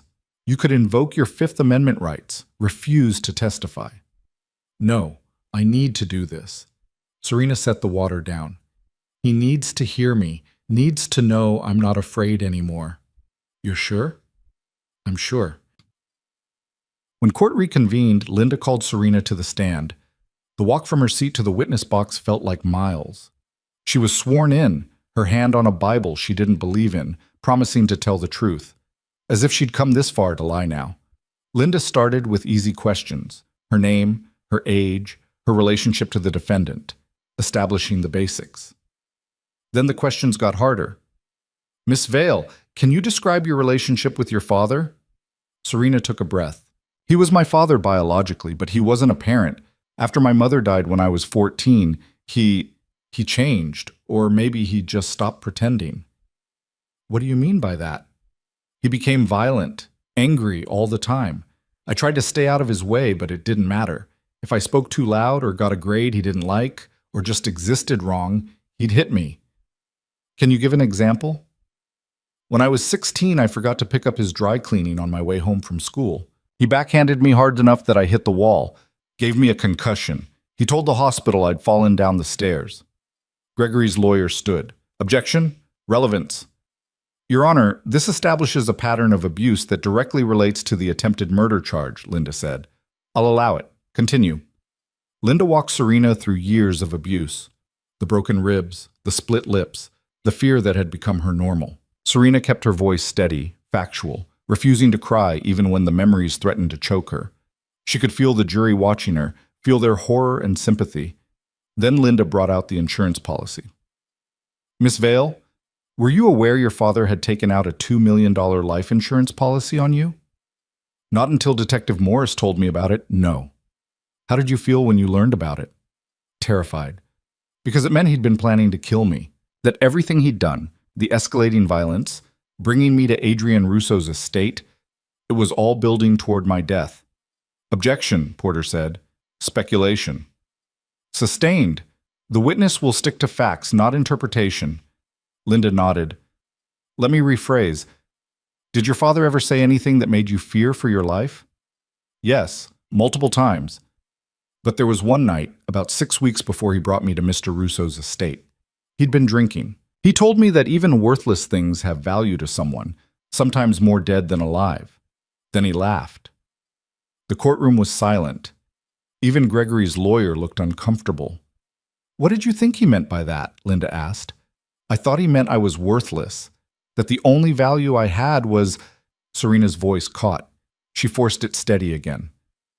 Was what he could get for me if I wasn't around anymore. Linda asked a few more questions, then turned Serena over to the defense. Porter stood, buttoned his jacket, approached the witness stand with a smile that made Serena's skin crawl. Miss Vale, you've told us quite a story today. Very emotional, very compelling. His tone was condescending. But I have to ask, is it true? Objection, Linda said. Counsel is testifying. Withdrawn. Porter's smile didn't waver. Miss Vale, isn't it true that you have a history of mental health issues? I saw a therapist after my mother died. That's not the same as mental health issues. But you were prescribed medication for depression and anxiety, correct? Yes, because my father was abusing me. Or because you were a troubled teenager acting out and your father was trying to help you. Porter picked up a file. I have medical records here showing multiple visits to therapists, psychiatrists, even a brief hospitalization when you were 17. Doesn't that suggest instability? Serena's hands gripped the armrests of the witness chair. I was hospitalized because I tried to kill myself. Because living with my father was so unbearable that death seemed like the only way out. That's not instability. That's survival. Or it's a young woman with serious psychological problems looking for someone to blame. Porter set the file down. Isn't it possible, Miss Vale, that you've constructed this narrative of abuse to justify your own issues? That you've partnered with Adrian Russo, a known criminal, to destroy your father because you're angry about your difficult childhood? No. Serena's voice was hard. That's not what happened. Really? Because it seems convenient that right when your father's business was struggling, right when he owed Mr. Russo money, you suddenly appear with these accusations. Almost like it was planned. It wasn't planned. He beat me for 9 years. He tried to have me killed. That's not a narrative. That's the truth. Porter smiled like he'd scored a point. But we only have your word for that, don't we? No witnesses to most of these alleged incidents. No police reports filed at the time. Just your word against his. There are medical records, hospital visits, photos of my injuries, which could have been caused by any number of things. Falls, accidents, self-harm. Porter leaned against the witness box. The truth is, Miss Vale, you're a troubled young woman who found a powerful man willing to believe your stories and use them for his own purposes. Isn't that what really happened? Something hot and furious rose in Serena's chest. She looked past Porter to where her father sat, watching with those cold eyes that had haunted her nightmares for years. Then she looked at the jury, at their faces, at the doubt Porter was trying to plant. You want to know what really happened? Serena's voice came out low, controlled. What really happened is my father spent 9 years making me feel worthless, beating me, breaking me down, making sure I knew I didn't matter. And when that wasn't enough, when I was still alive and still in his way, he tried to have me murdered so he could cash in on a life insurance policy. That's what happened. And no amount of victim blaming or character assassination is going to change those facts. Porter's smile slipped. I'm not blaming… Yes, you are. You're standing there trying to make the jury think I'm crazy or vindictive or lying, but I'm not. I'm someone who survived abuse and found the courage to speak up, If that makes me unstable, then fine. But it doesn't make me wrong. The courtroom was silent. Porter recovered quickly, asked a few more questions that Serena answered calmly, factually. But the damage was done. The jury had seen her fight back, had heard the truth in her voice. When Linda re-examined her, she kept it brief. Miss Vale, one last question. Why did you decide to testify today? Because I wanted my father to hear me, to know that I'm not his victim anymore, and because I wanted everyone else who he hurt to know they're not alone. That speaking up matters, that the truth matters. Thank you. No further questions. Serena was dismissed. She walked back to her seat on shaking legs, sat down next to Adrian, who immediately took her hand. Her whole body felt like it was vibrating, adrenaline and fear and relief all mixing together. You did good, Adrian whispered. I wanted to punch him. I know, I could tell, but you didn't, and that's what matters. The prosecution rested their case that afternoon. The defense started theirs the next week, calling character witnesses who swore Gregory Vale was a pillar of the community, a generous employer, a misunderstood businessman. But their testimony felt hollow after everything the jury had heard. Gregory himself took the stand on the second day of the defense case. Serena forced herself to watch as he spun his version of events. A devoted father, driven to desperate measures by financial difficulties. A man who'd made mistakes but never meant to hurt anyone. He even cried at one point, talking about losing his wife and struggling to raise a troubled daughter alone. It was a good performance. Practiced, polished, almost believable if you didn't know better. Then Linda Hartwell got her turn. Mr. Vale, you've painted quite a picture of yourself as a victim of circumstance, but I'd like to ask you about some specific incidents. She pulled out a file. Hospital records from when your daughter was 16. Concussion, contusions consistent with being struck. You told the hospital she fell downstairs. Was that true? That's what she told me happened. So your daughter lied to you about being injured? Gregory's jaw tightened. She was going through a difficult phase. Sometimes she hurt herself for attention.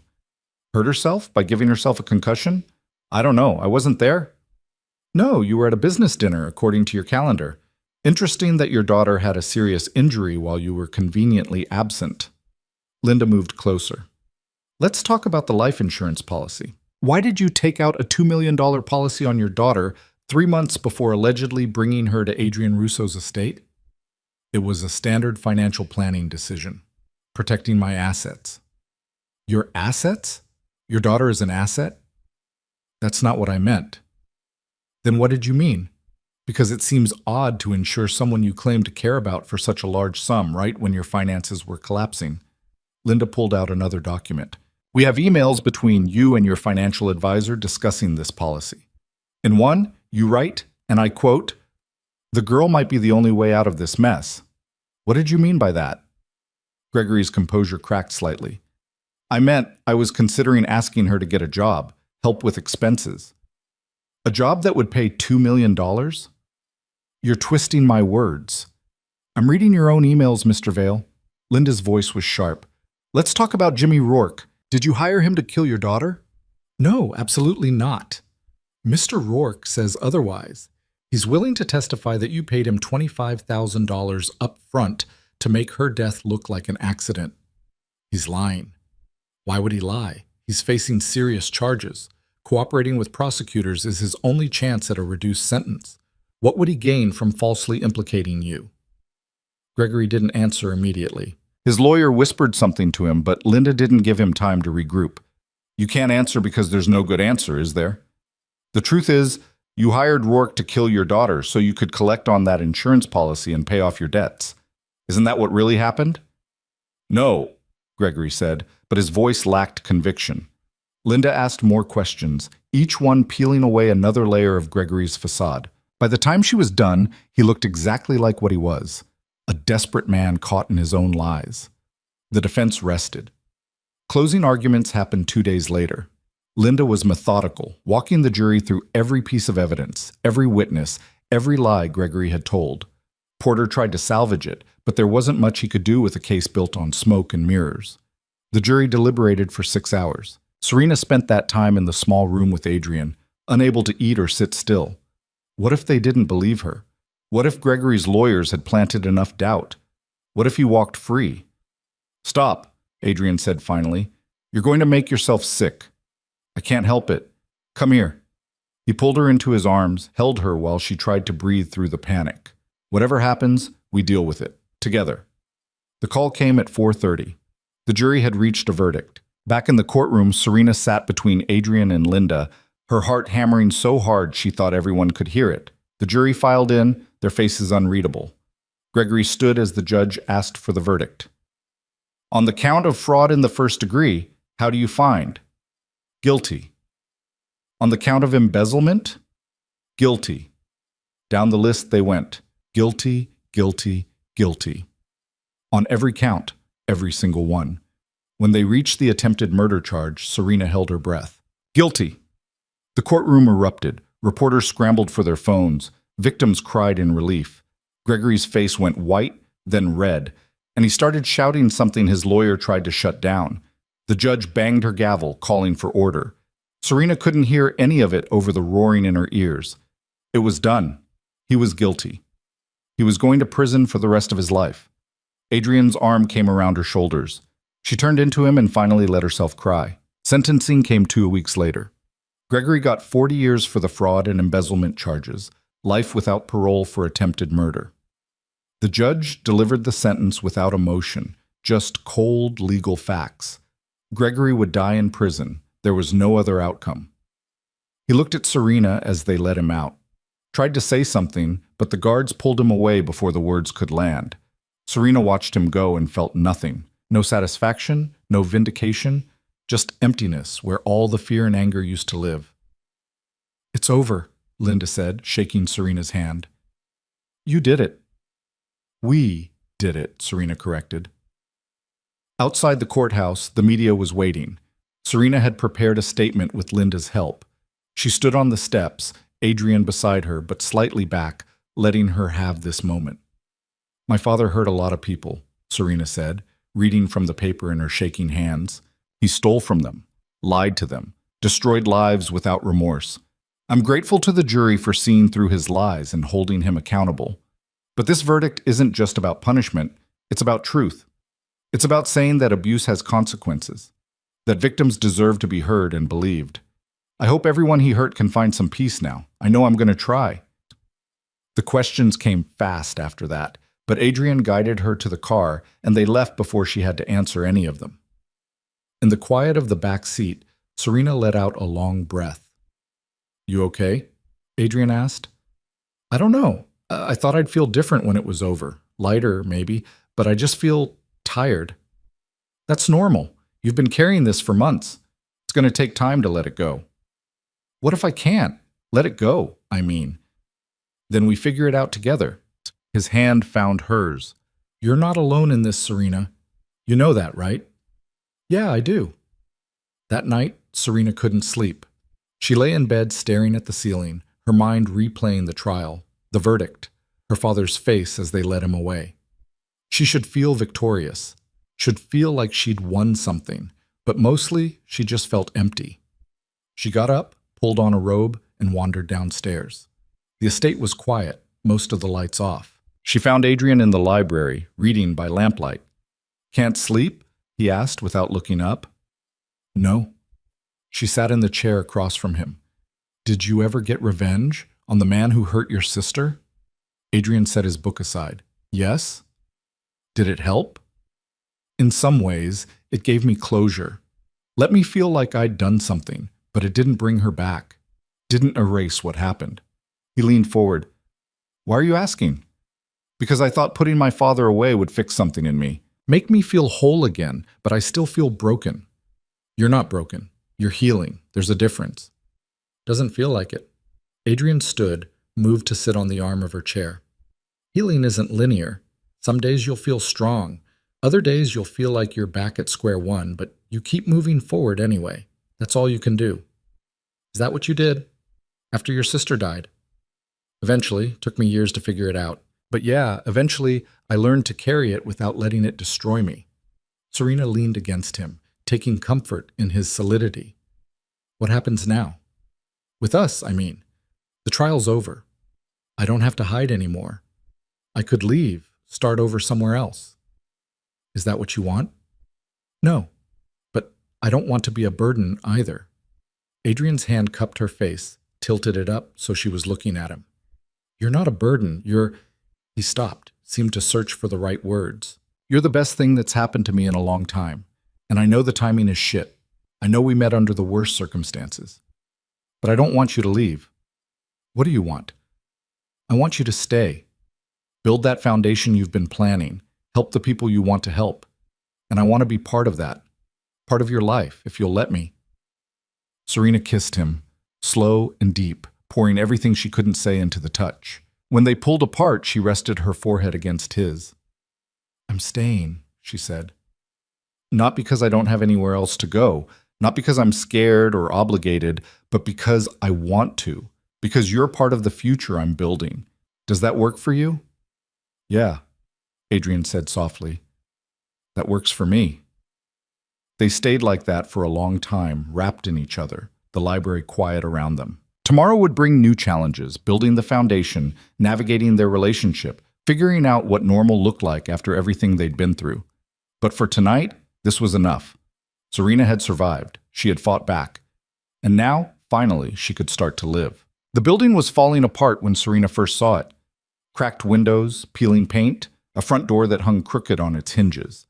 It sat on the edge of the warehouse district, surrounded by chain-link fence and weeds that had reclaimed the parking lot. The real estate agent kept apologizing, kept saying she had other properties to show, better ones. But Serena stood in the overgrown lot and saw something else. She saw rooms full of light, bedrooms where women could sleep without fear, a kitchen where people could share meals and stories, a place that could transform pain into possibility. This one, she said. Adrian, standing beside her with his hands in his pockets, raised an eyebrow. You're sure? It needs a lot of work. So did I, and you didn't give up on me. He smiled at that. Fair point. When can we start renovations? The agent blinked. You want to buy it? But you haven't even seen inside. We'll take it, Adrian said. Draw up the papers. That had been 4 months ago. Now in early spring, Serena stood in the same spot and barely recognized the place. The fence was gone, replaced by a low stone wall with a gate that actually worked. The weeds had become gardens, flowers that would bloom come summer, vegetables that women staying here could tend and harvest. The building itself had been gutted and rebuilt, every room designed with care and purpose. Haven House. That's what they'd named it. Simple, direct, true. Elena came out the front door carrying a clipboard. The furniture delivery is here. Where do you want the beds? Second floor, rooms 3 through 8. The rest we'll figure out as we go. Serena followed her inside, still marveling at how much had changed. The main floor had a large common area with comfortable couches and chairs, a kitchen big enough for communal cooking, offices for counselors and caseworkers. Upstairs were 12 bedrooms, each with its own bathroom, each decorated to feel like a sanctuary instead of a shelter. They'd been working non-stop to get it ready. Adrian had put up the initial funding, but Serena had raised more through grants and donations, learning how to navigate the nonprofit world with the same determination she'd once used to survive her father. It hadn't been easy. There were still people who looked at her and only saw Gregory Vale's daughter, who questioned whether she was stable enough to run something like this. But she'd proven them wrong. Over and over she'd shown up, done the work, made the vision real. Adrian appeared in the doorway with Marcus, both of them carrying boxes. Where do these go? What's in them? Linens, I think. Elena ordered about 1,000 things, and I lost track. Serena smiled. Put them in the supply closet for now. We'll sort it later. He set the box down, stretched his back. How are you feeling about tomorrow? Tomorrow was the opening. They'd invited local officials, domestic violence advocates, the women's shelter network that had agreed to refer residents to Haven House. It would be official, public, real. Terrified, Serena admitted. What if nobody comes? What if we built this whole thing and it just sits empty? They'll come. You've seen the referral list. There are already 8 women waiting for beds. I know, but what if I mess it up? What if I'm not good enough at this? Adrian moved closer, took her hands. Then you'll learn. You'll make mistakes and fix them and keep going. That's what you do. She wanted to believe him, wanted to feel confident instead of like she was one mistake away from proving everyone who doubted her right. But the fear was always there, lurking underneath everything else. A car pulled up outside. Sarah Chen, the journalist who'd interviewed Serena during the trial. She'd stayed in touch, checking in occasionally, and had asked to do a story on Haven House's opening. "I'll handle the tour," Elena said, heading to meet Sarah. "You two finish up here." After they left, Serena and Adrian worked in comfortable silence for a while, organizing supplies and checking items off the seemingly endless to-do list. It was mundane, domestic almost, and Serena found herself thinking about how much her life had changed in less than a year. She'd gone from invisible to visible, from victim to survivor to something else. Advocate, maybe. Builder. Someone who mattered. "Can I ask you something?" she said, breaking the silence. "Always. Do you ever regret it? Taking me in that night? Everything that came after?" Adrian set down the box he was holding, looked at her fully. "No, not once." "Even though it complicated everything? Made you enemies?" "I already had enemies. You just gave me a reason to draw clearer lines." He crossed to where she stood. "Serena, meeting you. It changed things for me too. Made me think about what I wanted my legacy to be. Whether I wanted to keep building an empire on fear or start building something that actually helped people." "You're not going to tell me you're going legitimate, are you?" He laughed. "Not entirely. I'm still who I am, but I've been making changes. Shutting down some operations, redirecting resources. Marcus thinks I've lost my mind." "Have you?" "Maybe. Or maybe I just finally figured out what matters." His hand cupped her cheek. "This place, what you're building here, it's important. More important than most of what I've spent my life doing. You're helping build it too. With money. You're the one with the vision, the drive. I'm just supporting that." Serena leaned into his touch. They'd been together for months now, navigating the complicated space between who they'd been and who they were becoming. It wasn't always easy. Adrian's world still had darkness in it, danger that sometimes kept Serena up at night. And she was still healing, still learning how to trust, how to let someone in without fear of being destroyed. But they were trying, both of them, messy and imperfect and real. "I love you," she said. The words still felt new, vulnerable. She'd only said them once before, late one night when she'd woken from a nightmare and found Adrian there, solid and safe. "I love you too." He kissed her forehead. "Now come on. We've got about 100 more boxes to unpack before tomorrow." The opening ceremony was smaller than Serena had expected, but somehow more meaningful. The mayor gave a speech about community support. A representative from the State Domestic Violence Coalition talked about the need for more resources. And then it was Serena's turn. She stood at the podium they'd set up in the front garden, looking out at the 50 or so people gathered on folding chairs. Adrian sat in the front row next to Elena and Marcus. Sarah Chen stood to one side with her camera operator, and scattered throughout the audience were women who'd survived what Serena had survived, who understood what this place meant. "I'm not good at speeches," Serena started, and a few people chuckled. "I didn't go to business school or study nonprofit management. 6 months ago, I was barely surviving. My father had spent years trying to erase me, make me invisible, convince me I didn't matter, and I believed him for a long time." She paused, finding her footing. "But then something changed. I found people who saw me differently, who believed me when I told them what was happening, who gave me space to heal and the tools to fight back.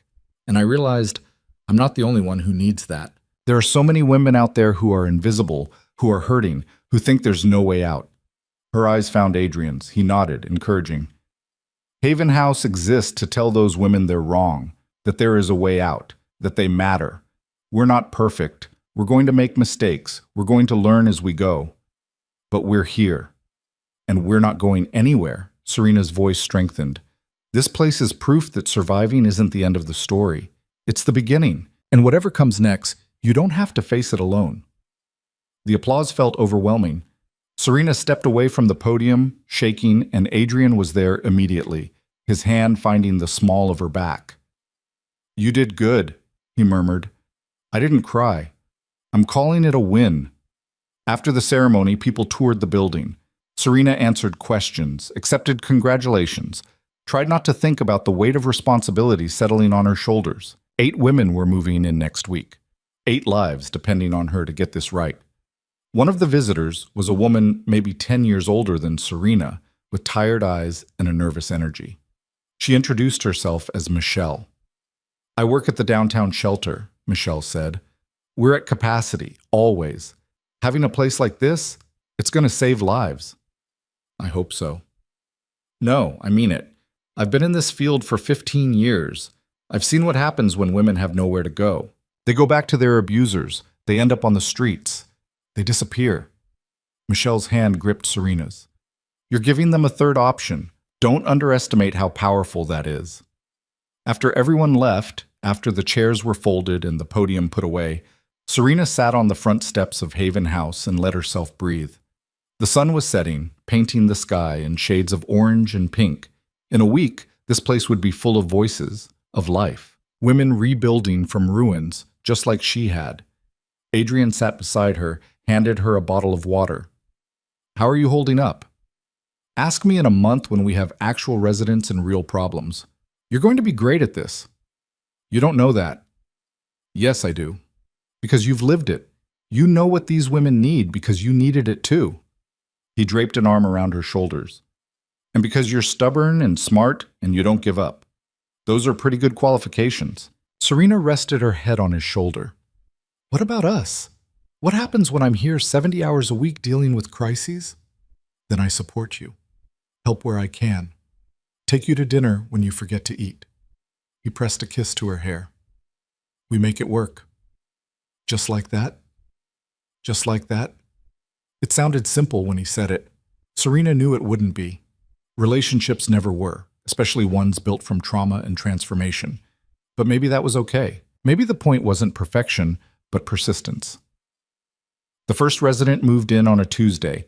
Her name was Jackie, and she arrived with one duffel bag and a black eye that was healing yellow-green. She was 26, a mother of 2 whose kids were staying with her sister while she got safe. She'd left her husband after he'd put her in the hospital for the 3rd time. Serena met her at the door, showed her to her room on the 2nd floor. Jackie set her bag down and looked around at the clean white walls, the comfortable bed, the window with curtains she could actually close. "Is this really free?" Jackie asked. "For as long as you need it." Serena handed her a folder with information about counselors, legal advocates, job training programs. "We're here to help you figure out what comes next." "What if I don't know what comes next?" "That's okay too. You don't have to have it all figured out today." So Jackie's eyes filled with tears. "My husband, he said nobody would help me, that I was worthless without him, that I deserved everything he did." "He was wrong," Serena said firmly, "about all of it." "How do you know?" "Because my father said the same things to me, and I believed him for years. But he was wrong too." Serena sat on the edge of the bed. "It's going to be hard. Some days you'll want to go back because at least that's familiar. Some days you'll feel like giving up. But you keep pushing through anyway. That's how you make it." "Did you make it? I mean, are you okay now?" Serena considered the question. Was she okay? She still had nightmares sometimes, still flinched at sudden movements, still carried scars that would never fully fade. But she also had this: Haven House, purpose, a future she was building on her own terms. "I'm getting there," she said honestly. Little by little. Over the next month, more women arrived. Maria, escaping a boyfriend who'd isolated her from everyone she knew. Tanya, whose husband had controlled every penny and left her with nothing when she finally ran. Lisa, barely 19, pregnant and terrified. Each one with their own story, their own wounds, their own version of survival. Serena met with each of them, heard their stories, helped connect them with resources. It was exhausting and heartbreaking and occasionally beautiful when she saw moments of progress. Jackie landing a job at a local hospital, Maria reconnecting with her estranged mother, Tanya laughing for the first time in the common room. But it was also harder than Serena had anticipated. The responsibility of it, the weight of knowing that mistakes could have real consequences. One night, 3 weeks after opening, she came home to the estate. She still split her time between Haven House and Adrian's place and found him in the kitchen making dinner. "Bad day?" he asked, reading her expression. One of the residents left, went back to her abuser. Serena slumped into a chair. I tried to talk her out of it, gave her every resource, every reason to stay. But she went anyway. That's not your fault. Isn't it? Maybe I didn't do enough. Maybe I missed something. Adrian set down the knife he was using, came to sit across from her. You can't save everyone. Some people aren't ready. Some people need to hit bottom a few more times before they can climb out. It doesn't mean you failed. It feels like failure.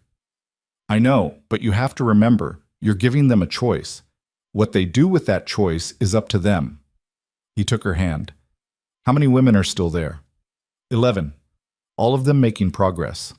Then focus on that. On the ones you are helping, don't let the one who left erase the 11 who stayed. Serena knew he was right, but it still hurt. The work continued. Spring turned to summer, and Haven House found its rhythm. Serena hired a full-time counselor and a case manager. They established partnerships with local employers willing to hire women with gaps in their work history. They set up a childcare exchange so mothers could work or attend appointments. Small victories, incremental progress. And slowly, Serena started to feel like she knew what she was doing. Like this wasn't just a dream, but a reality she was sustaining. Her relationship with Adrian evolved too. They'd moved past the initial intensity into something steadier, more grounded.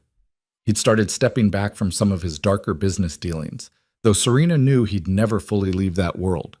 But he was trying, finding ways to use his power and resources for something better. One evening in late July, they sat on the terrace of the estate watching the sun set.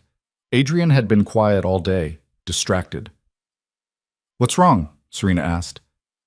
Nothing's wrong. I've just been thinking. About? He turned to face her. About the future. About what we're building, both of us. And I keep coming back to the same question. Which is? Whether you'd want to make this permanent. Serena's heart skipped. What do you mean? Adrian reached into his pocket, pulled out a small box, opened it to reveal a ring, simple, elegant, a single diamond on a platinum band. I mean, marry me, he said.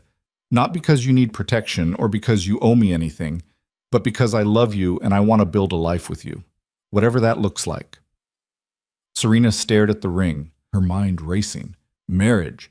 She'd never thought she'd want that, never thought she'd trust anyone enough. But Adrian wasn't just anyone. He was the person who'd seen her at her worst and stayed, who'd believed in her when she couldn't believe in herself, who'd helped her transform pain into purpose. Yes, she said, the word coming out breathless. Yes, I'll marry you. He slid the ring onto her finger, kissed her like they had all the time in the world. And maybe they did.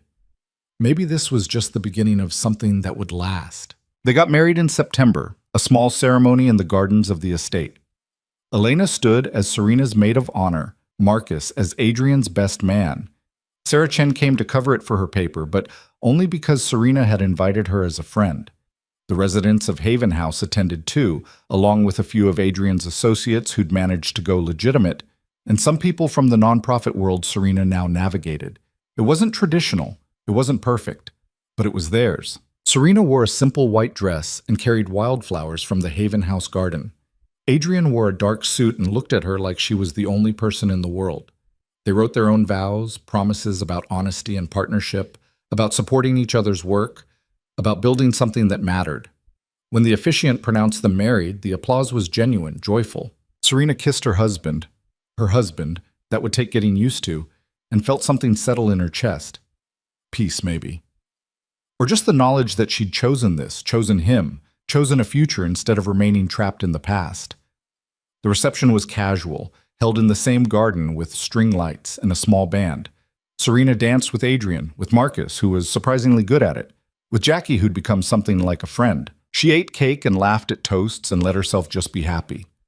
Later, when most of the guests had left, she found herself alone for a moment on the terrace where Adrian had proposed.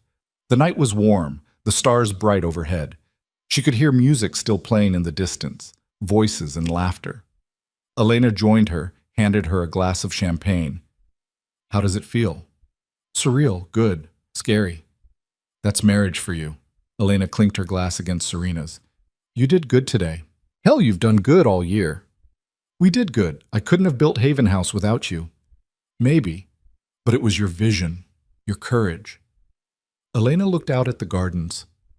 You know what I think about sometimes? That night your father brought you here. How different things could have gone. I think about that too.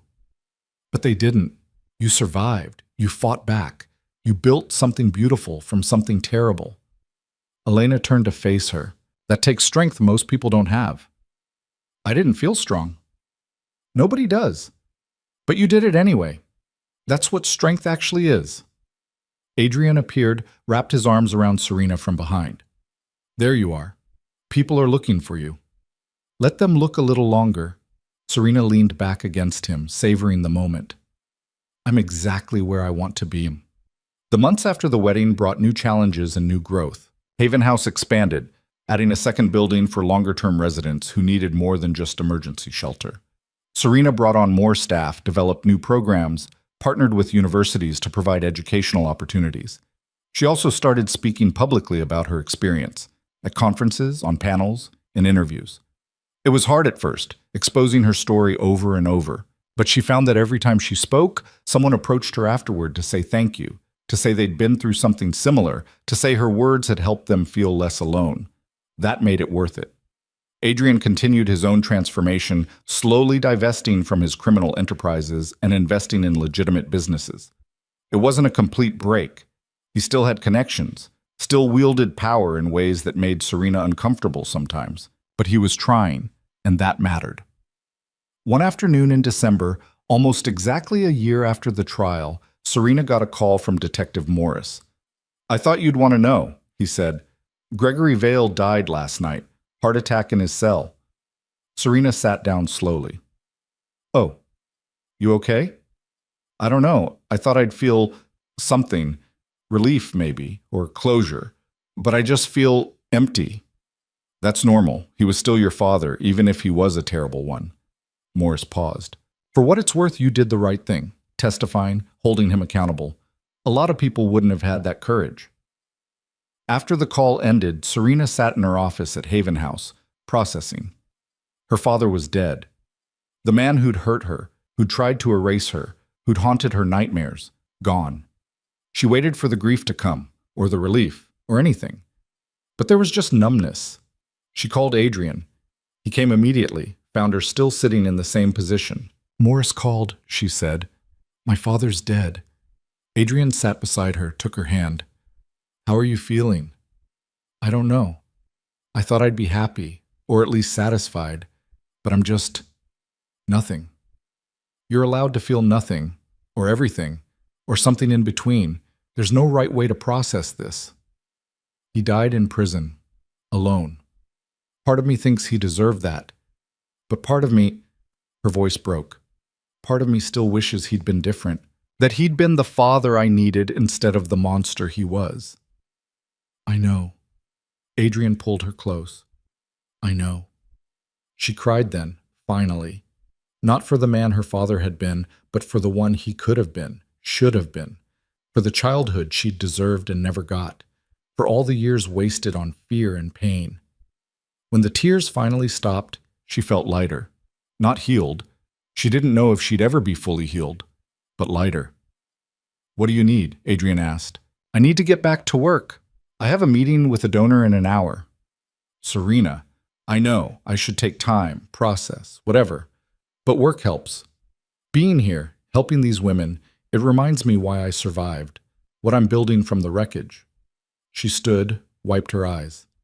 I'll grieve later. Right now I need to keep moving forward. Okay, but I'm here when you're ready to stop moving. I know, and that's enough. The years that followed brought continued growth and change. Haven House became a model for other programs, with Serena consulting on new shelters across the state.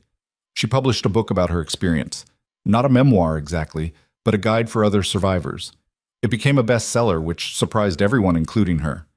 She and Adrian bought a house of their own, smaller than the estate, but theirs. They talked about kids sometimes, though Serena wasn't sure she was ready. Maybe someday, maybe never. They had time to figure it out. Jackie graduated from nursing school and got a job at the hospital where she'd once been treated for injuries her husband had inflicted. Maria started her own small business, a bakery that employed other survivors. Tanya went back to school, got her degree, became an advocate herself. Lisa had her baby, a girl she named Hope, and built a life as a single mother with support from Haven House's extended network. Not every story ended well.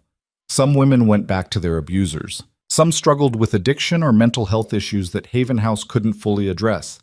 Some left, and Serena never knew what happened to them. But enough stories ended with hope, with progress, with women reclaiming their lives. And that was enough to keep going. 5 years after opening Haven House, Serena stood in the expanded facility during an anniversary celebration. The place was packed with current and former residents, staff, donors, community members. Marcus had helped organize security, though it was mostly unnecessary these days. Adrian stood near the back, letting Serena have the spotlight. She thought about giving a speech, but decided against it. Instead, she just looked around at what they'd built. Not just the buildings and programs, but the community. Women helping other women, survivors becoming advocates, pain transformed into purpose. A young woman approached her, maybe 21, with nervous eyes and a fresh bruise on her arm. "Are you Serena?" she asked. "I am." "I saw you on TV read your book. I need—" The woman's voice cracked.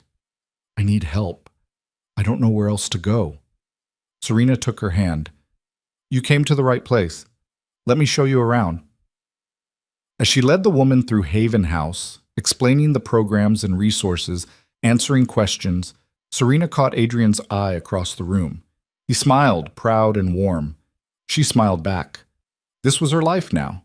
Not perfect, not easy, but purposeful. She'd survived hell and come out the other side, not just intact, but stronger. She'd taken her pain and built something that mattered, something that would outlast her. Her father had tried to erase her, make her invisible, convince her she didn't matter. But he'd been wrong. She mattered. Her story mattered. And every woman who walked through Haven House's doors mattered. That night, after everyone had gone home and the facility was quiet, Serena and Adrian drove back to their house. She was exhausted but satisfied, the good kind of tired that came from meaningful work. "You did good today," Adrian said, pulling into their driveway. "We did good. All of us." Inside, they collapsed onto the couch, too tired to even make it upstairs.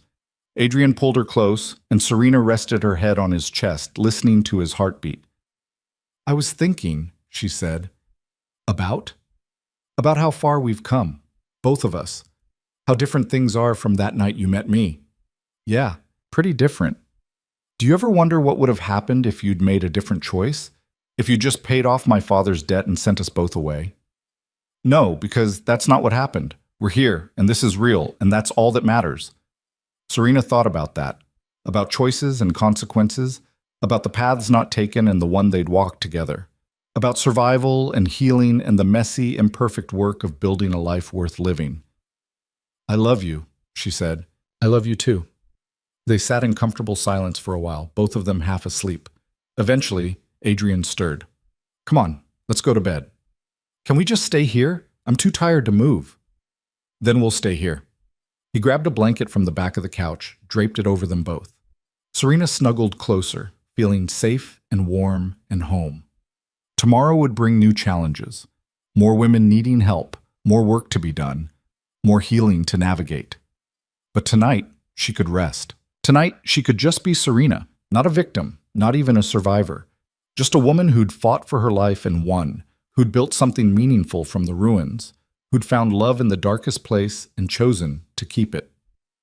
Her father had wanted her dead, but she was gloriously, defiantly alive.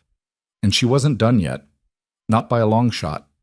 Outside, the city moved on with its million lights and endless stories. Inside, Serena closed her eyes and let herself drift toward sleep.